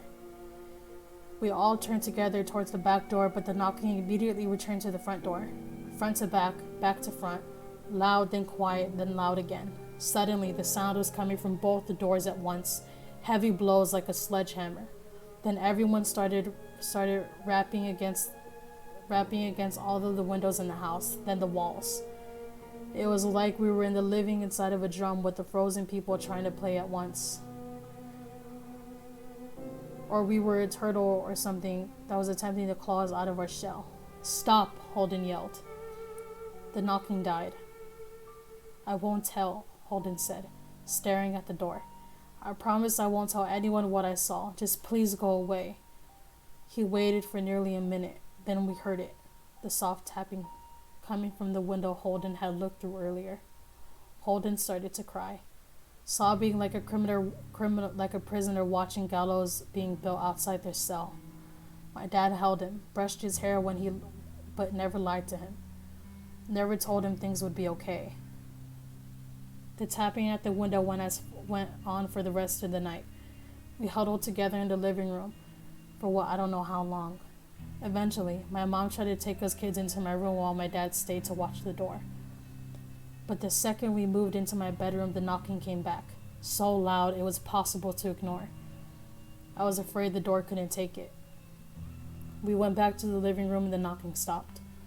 Only the tapping from the window remained. None of us slept that night.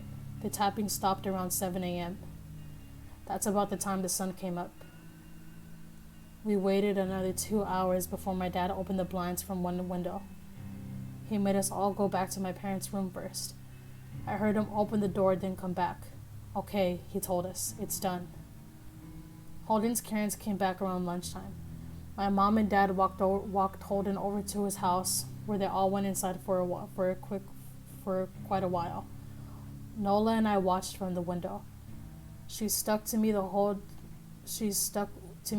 day, right at my side, sometimes holding my hand. When my parents came back, they looked grim, but wouldn't tell us what they said to Holden's family. It was a Sunday, so we all spent the day together, ordered pizza and watched movies. That night, everyone slept in my room. Nola and my mom in the bed with me, my dad in the chair he'd pulled over. There was no knocking that night or any night since. We didn't see much of Holden or his parents for the rest of the week, but by Thursday, there was a moving truck in their driveway. Nola and I watched them packing up the whole afternoon after school. What sticks out most to me is how tired Holden and his parents looked. After 3 had the same pallor, grim mouths and lightless eyes. Even from across the street, I could tell something was very wrong. Holden and his family were gone before sunset. I remember the original welcoming committee said to my parents when we moved in, not everyone who looks at the Whistler dies, but even those who live have no light in them, and the rest of their lives are full of misfortune. A million little tragedies. I think Holden's parents must have looked. Either to comfort him if they didn't believe or share the burden if they did. I watch Nola some days, happy and young and alive, and I wonder if I'd have been slower. If she looked out the window that night, would I have looked too? To comfort her? To share that burden? I'm glad I don't have to find out. We still live in that house, in that neighborhood. We still hear our whistle walking past every night. The blessings, the luck. The good things here are too good to leave. But we're careful. We don't have friends over to spend the night anymore. And my dad hides the key to his blinds very, very well. Not that I've gone looking. Some things you just don't want to look for. Damn, bitch, what the fuck? That was really good. That one was the best one so far. I could see why that one was I could see why that one won for the scariest one in 2019. For the scariest story. Jesus, that was good. That was long, but it was good. I have a video doorbell. I already lost this fight. Open the door at 3 or 4 and be like, hey, we're just trying to get some sleep over here. Keep it down. Oh my god. That's funny as fuck. Nah, this story was good though. At one point while I was reading it, I kind of just shivered a bit because it was creeping me out. Ugh. I feel like they should make a movie about that. Or like they should make a horror short film or something. Because that was surprisingly really good. I didn't think it was going to be that well done. But so that's it for that one. If you want to read it for yourself, go on ahead. I mean, it's right there on No Sleep. That was good though. We're gonna move on to this one. This is May 2018. It's called Don't Let Them In. How long is this? Damn, that's long too. All of these are really long, actually. I didn't expect these to be that long. But you know what, that's fine. And I might look on this subreddit, the 2-sentence horror stories. So, I don't know what this is. Okay, I think I might read this one right now. My glasses, for some reason, they keep getting dirty, and I don't know why. Like, I'm literally just wearing them on my fucking face. I don't know, bro. I don't know. Hold on, give me a second. I want to drink some water.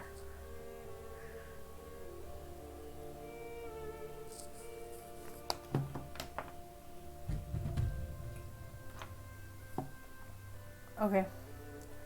I got it, baby. So this one's called Don't Let Them In by Connie Island Queen. Nice. Good shit. Alright.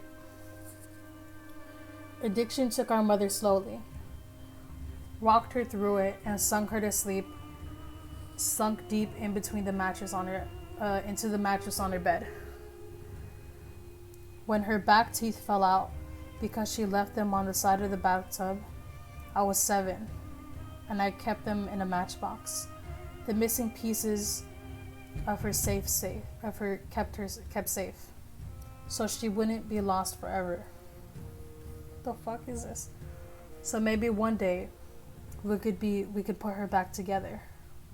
Our house fell down around us, and we tried our best to raise ourselves. The ceiling had water damages, and the bottom stairs had a dry rot, and in the winters the radiators would bleed rust. But it was still our house, and Annie made it a home. My sister Annie mothered me with lopsided band-aids on bruised knees and lukewarm microwave meals. She told me ghost stories and didn't mind if I crawled into her bed later on, too scared to sleep alone. She taught me to dance, barefoot on the living room carpet, music channel on full volume on the TV, shaking her hips before they were fully grown. She always let me shower first, so the water was hot. Never complaining when she had to make do with cold. She brushed my hair every day before school, even when I screamed and hit her when she caught the tangles. Annie was dark-haired like her father, whoever he had been, but I was blonde. Annie was desperate to be blonde too, like Marilyn Monroe, like my mom. I think she thought it would make them closer, remind Mom less of her dad. I'd give anything for her and her hands in my hair one more time, even if it hurt. She moved to New York when I was 18 and never came back. I still dream about her sometimes.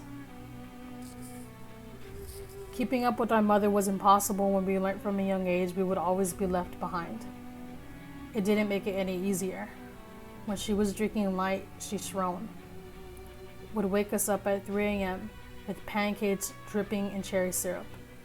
Sometimes when the weather was right, she had enough being drunk alone, so she would call our school and tell them we had both come down with summer sickness and we would drive to the beach instead.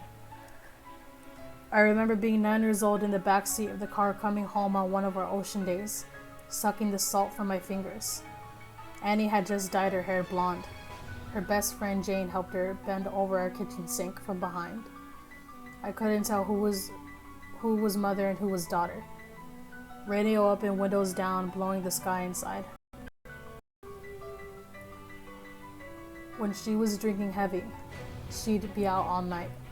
Hair piled up like a beauty queen, eyes glazed over and ringing with glitter and black.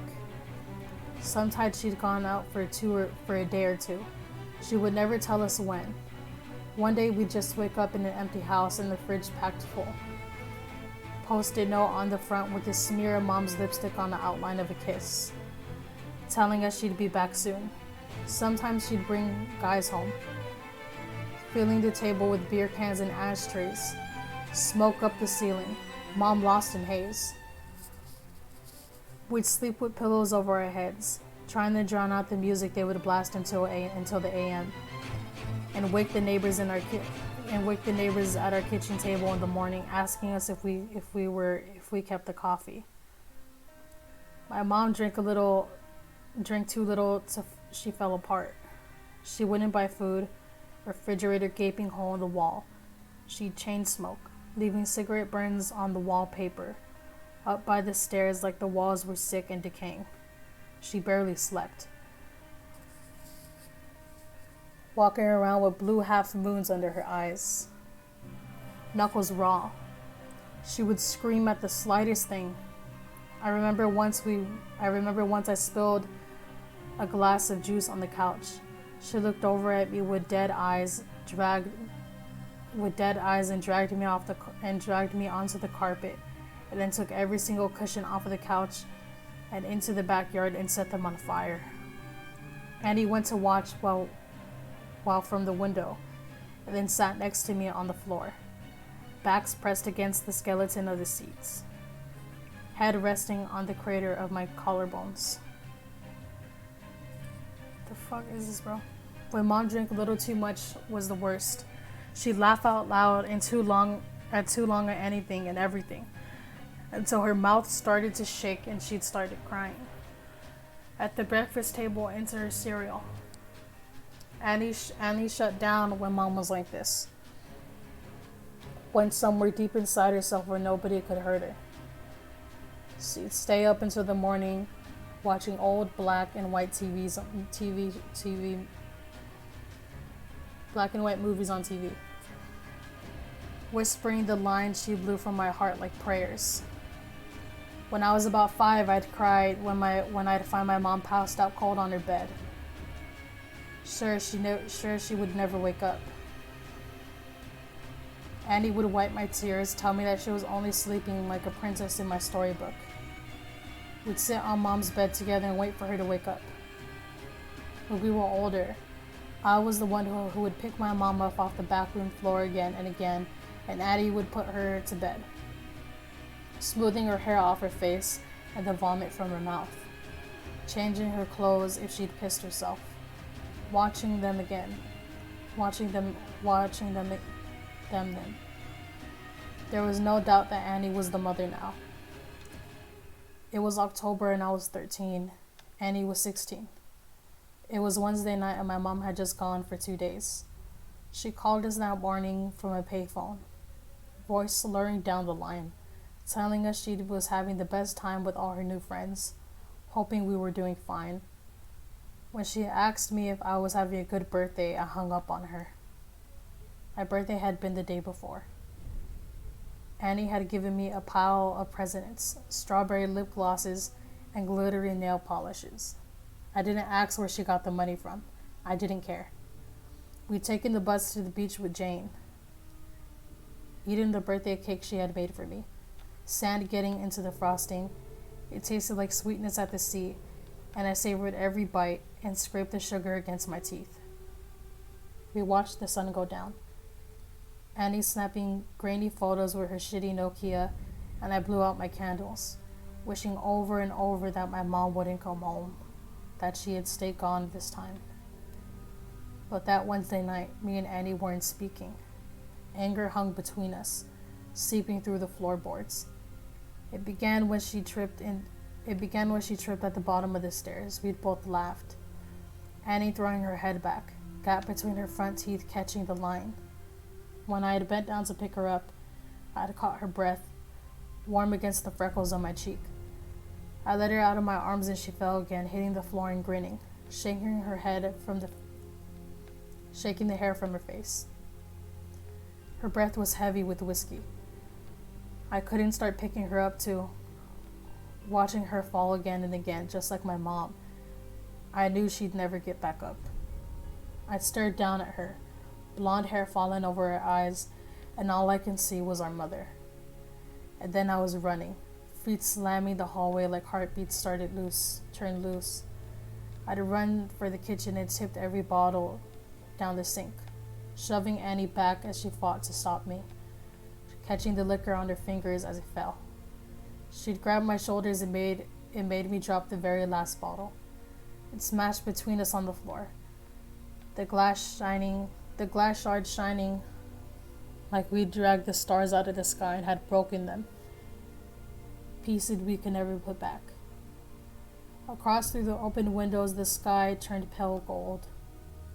Clouds, a mess of pink and cream smeared across the horizon. I cried then, watching Annie on her knees picking up the pieces. That was Annie, always trying to fix things even when it was too late. The smell of food dragged me from my room, stomach churning traitor inside my rib cage. Annie was cooking pasta, real food not made in a microwave. She'd set the table. Tammy, Whitney singing softly from the CD player. Annie gently swaying her hips as she strides the tomato sauce rich and warm. As we ate in silence, with every bite I forgave her. Mom never cooked, or remembered my favorite was spaghetti ever since I was a kid, or had stayed sober long enough to sit up at a table. Annie wasn't Mom. We were washing the dishes when we first heard it. A moth crawling down the inside of the pane when I cracked the window to let it out into the dark. From the backyard came a faint sound. I tilted my head to listen, as it was coming from afar off. Crying. I figured it was Mika, 2-year-old next door, having a tantrum loud enough for us to catch. Or maybe even Lucy Strike, the cat that junkies down the street, begging for food like he did sometimes. I always wanted to feed him when he came around, winding over my ankles, but Annie always stopped me, saying once you started giving, they would never stop taking. Looking back, I don't think she was talking about the cat.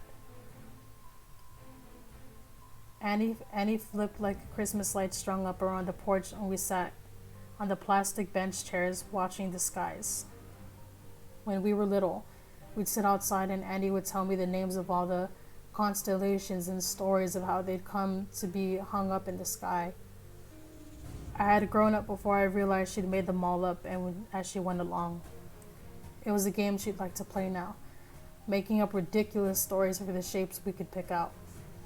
Ah, yes, that one from the Coors Light.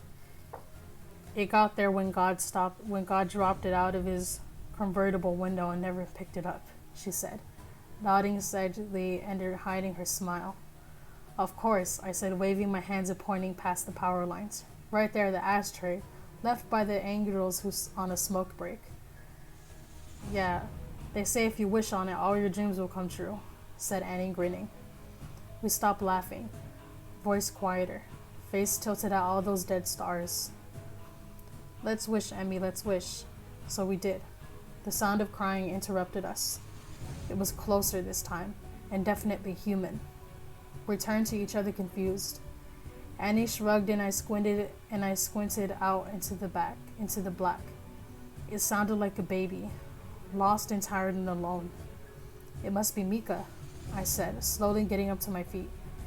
Maybe he walked around the back? Shit. Do you want to call Connie and tell her we'll bring him over? Annie didn't reply and I sighed, rolling my eyes. Guess I'll do everything then. I stepped off the porch, grass soft against my heels. The air smelled like it might rain, fresh and clean and growing. A promise unfulfilled. Annie's voice was strained. I turned to her, smiling. It died on my face when I saw the look on her own. Get inside now. She was staring out into the dark past me, opening the door with one hand behind her, fingers fumbling on the catch. I froze, barefoot in the dirt. I found what she was looking at.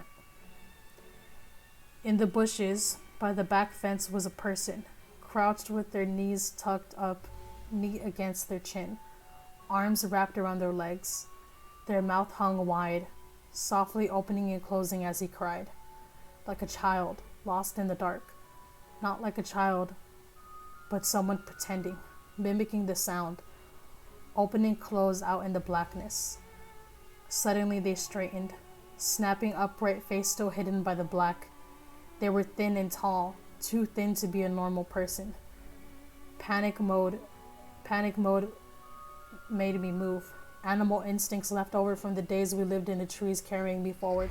I was faster than Annie, dragged her inside and slammed the door behind us, hearing it bounce at its hinges as I locked it.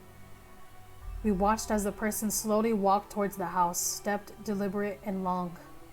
Annie reached for my hand, holding me tight, and I turned to face her, holding my shoulders. Don't look around at me, don't go around. Don't turn around. Instinctively, I started to look over my shoulder and into the darkness. Annie grabbed my face hard and shook her head. I knew that she was serious. Her voice cracked, and she cleared her throat, gripping my hand tight enough to hurt, nails digging in, grounding herself. I looked down at our fingers and locked, both of us grown from the same bones. I'm gonna call the cops and everything is gonna be... Her voice faltered, stuttering. Tears spilled over her lashes, dripping like a promise of rain. Annie never cried. Your phone's on the porch, she whispered. A bile crawled on its way up to my throat. Her phone was upstairs charging. A soft tapping filled the silence. Annie turned to the window, eyes widened, showing her eyes were so wide. It was the sound of someone's forehead against the glass, slowly, over and over. It started to speed up faster and harder, skin meeting the glass until they were slamming into the window hard enough to shake the panes. The tapping sound, and I was about to ask Annie if I could look now, when she screamed, followed by the sound of cracking glass, loud and the loudest slam yet. Whoever was in our yard had just smashed their face hard enough into the window to break it. We ran upstairs, 2 at a time, skipping the ones caved in with the dry rot on instinct. I turned behind me once and Annie yanked my face back before I could see. The sound of broken glass echoed behind us as we made it to the bathroom, locking the door. A thin, wailing cry, like a baby calling for its mother, filled the hallway, trapped between the walls and the locked door. Annie threw her back against the door, feet jammed up against the bathtub, clutching the knife she had grabbed from the kitchen. I did the same, shoulder to shoulder. Slow footsteps started on the stairs, deliberate and casual. The crying had become mocking, almost laughter, shrill bursts of the sounds and then giggles, high-pitched and abruptly stopping before starting again. The first door on the upstairs floor was my bedroom, and we heard the distant sound of it slamming open. They were looking for us. What the fuck is going on? I asked Annie, not even bothering to brush away the tears that I couldn't stop falling. I watched my sister pick herself up off the floor, embrace her hands on the door as we heard the sound of a second door slamming open. Mom's room. The next door in the hallway was the bathroom. Annie pulled me to my feet and handed me the knife. I shook my head and pushed it back to her, terrified of what would happen if I had to use it. Annie shoved me and pressed the knife into my hands, thumb pressing hard enough on the blade to bleed. I watched my sister's blood drip down her wrist, a widening red road. Still pushing my hands despite the pain, I took the knife. Something slammed against the wall that my mom's room shared with the bathroom. A high-pitched wail followed. I held my breath, could feel my heartbeat in the base of my throat, a wild and frantic thing. I'm gonna get the phone from my room. I shook my head violently, about to argue. Annie clamped my hand over my mouth. I could taste the blood on her hand, salty and sweet, like a birthday cake by the ocean. Yes, I'm gonna get my phone and I'm gonna call the cops and we're gonna be okay. I shook my head again. It's the only way. When I go, I need you to promise to lock the door and don't open it for anyone or anything. Not even for me. Anyone. Promise me. I shook my head and Annie pressed her hand into my mouth, crushing my teeth against my lips so it made my eyes water. Yes, I promise me, Em. Something smashed into the room next door. Annie brushed the hair off of my face, gently tucking it behind my ear. Promise. She mouthed and unlocked the door as slowly as possible, bolt scraping gently. I watched the curve of her shoulder disappear into the black hall outside, like the moon in the eclipse. And when she was gone, I couldn't move or breathe for a second, and then I slammed the bolt shut just as something bounced off outside the door. A high-pitched scream followed, handle rattling up and down hard enough to pop out one of the screws. I watched it roll towards me on the tiles, and then silence. I sat with my back against the door, holding the knife and wishing I was holding Annie's hand instead. Still silence. Nothing but me and my lungs slowly filled the room with my breath. "Em?" came a voice through the door. I startled, hands gripping the knife. "Honey, what's going on?" "Mom?" My voice cracked. "Mama, is that you?" I wrapped my hands around myself, shaking and trying to keep myself still. "Sweetie, it's okay, just open the door." "It's okay, just let me in." The handle rattled again, gentler. "Just let me in, it's all okay." She banged on the door and I took my handle off the bolt. "Honey, I'm sorry I missed your birthday. I'm sorry I'm such a terrible mother. Please." Her voice broke and she started crying. "Just let me in, baby, I'm sorry." I screwed my eyes shut. She sounded so sad, so lost. I just wanted her to hold me like when I was a kid and I'd come off of the swings with a scraped knee. Maybe this time she meant it. Maybe it would all be okay. My hand found its way to the bolt again. My sister's voice came through the door, warm and gentle. "Yeah, Emily, let us in. It'll all be okay." My hand froze on the bolt and I tightened my grip on the knife. Annie never called me by my full name. A hand banged on the door, handle rattling. "Emily, let us in." Annie's voice became low and guttural, followed by the same shrill giggles from before. Mom spoke now, pleading and crying, voice getting louder and louder. "Let us in, let us in, let us in, let us in." Over and over. Punctured by the fists on the door. I thought about demons and monsters. All the bedtime stories we'd pray don't crawl out from under the bed. "That's not my sister and you're not my mother," I screamed through the door, hands over my head. I climbed into the bathtub and curled into a ball, cradling myself, knife clenched to my chest. I didn't know what it was outside that door, and I knew it wasn't Annie. It wasn't the voice that yelled at me when I changed the TV channel. The one that sang me happy birthday. The one that told me I was smart even when I got bad grades. The one that read me stories about princesses that never wake up. It wasn't human. Bangs and yells came from the downstairs, followed by the footsteps of people running. A low, guttural howl ripped through the house, filling the room until I felt like I drowned in the sound, and then the door was kicked in.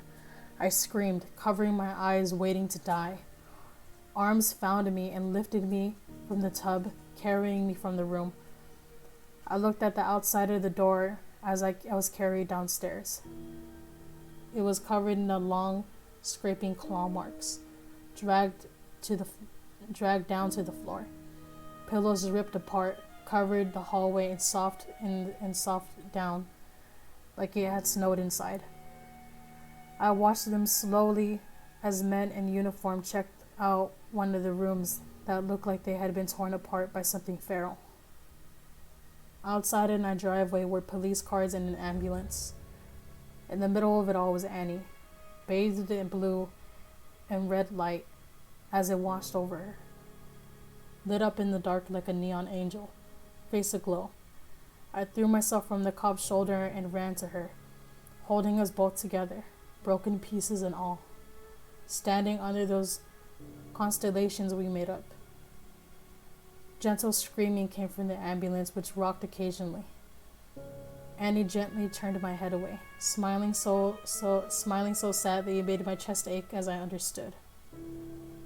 Turns out there was no demon, no wild or any men trying to break in. Just Mom. Out of her mind on booze and drugs, everything in between. Coming to the end of a week-long binge. Something had finally broken inside her head, and this time we couldn't put her back together no matter how hard we tried. Sometimes you fall one last time, you never get back up. Annie had seen her in the garden, blood dripping from her mouth, track marks bulged on her forearms like unmapped roads, rail thin and desperate for one more hit, one more fix. She'd searched the kitchen for all to drink I'd thrown away, and she hadn't found it. Had come to hunt for the stash she hid in the bathroom. She hadn't wanted me, just the drugs on the other side of the door, so high she could mimic Annie's voice almost perfectly. Turns out the real monsters are the ones that eat you alive slowly, the kind that come in a bottle or the needle at the end of a long list of reasons why you can't get out of bed in the morning. Sometimes the monsters are the ones that raise you or love you the most, but it's up to you if you let them in.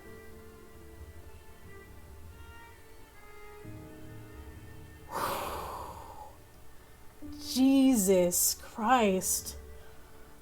Fuck, man. That, that was really good. I probably didn't read it good enough to give it justice, but that was really, really good. That was like, to me personally, that one was better than the last one.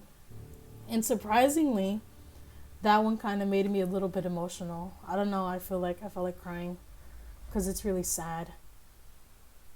I don't know, like that one was scary, obviously, but it was really sad. And now I have a headache. That one was really good. Again, that one's called Don't Let Them In. I'm surprised this one isn't more popular, but I guess it's because this one wasn't like terrifying. It was kind of more scary and emotional if you get fully invested in it. Woo! God damn! Shit! I don't know. I guess to me personally, this one's kind of this one were better to me because I could relate to it more. Like for me personally, you know, I've had a lot of people in my life who were addicted to drugs and alcohol, and I understand what it's like living with a person like that in your house, especially if they're the people that raise you. But that one was good, and it did scare me. Man, I went home. I was 26 years clean out during. Oh Jesus. Yeah. That one was good. I was like, carrying a broken piece of the matchbox, my heart. Sad. This one's kind of more sad than anything. I mean, it was scary. I mean, some elements of it were scary. I think it was really good. But aside from scary stories, I think that was it. I have a headache. And I don't really feel like looking at the news anymore.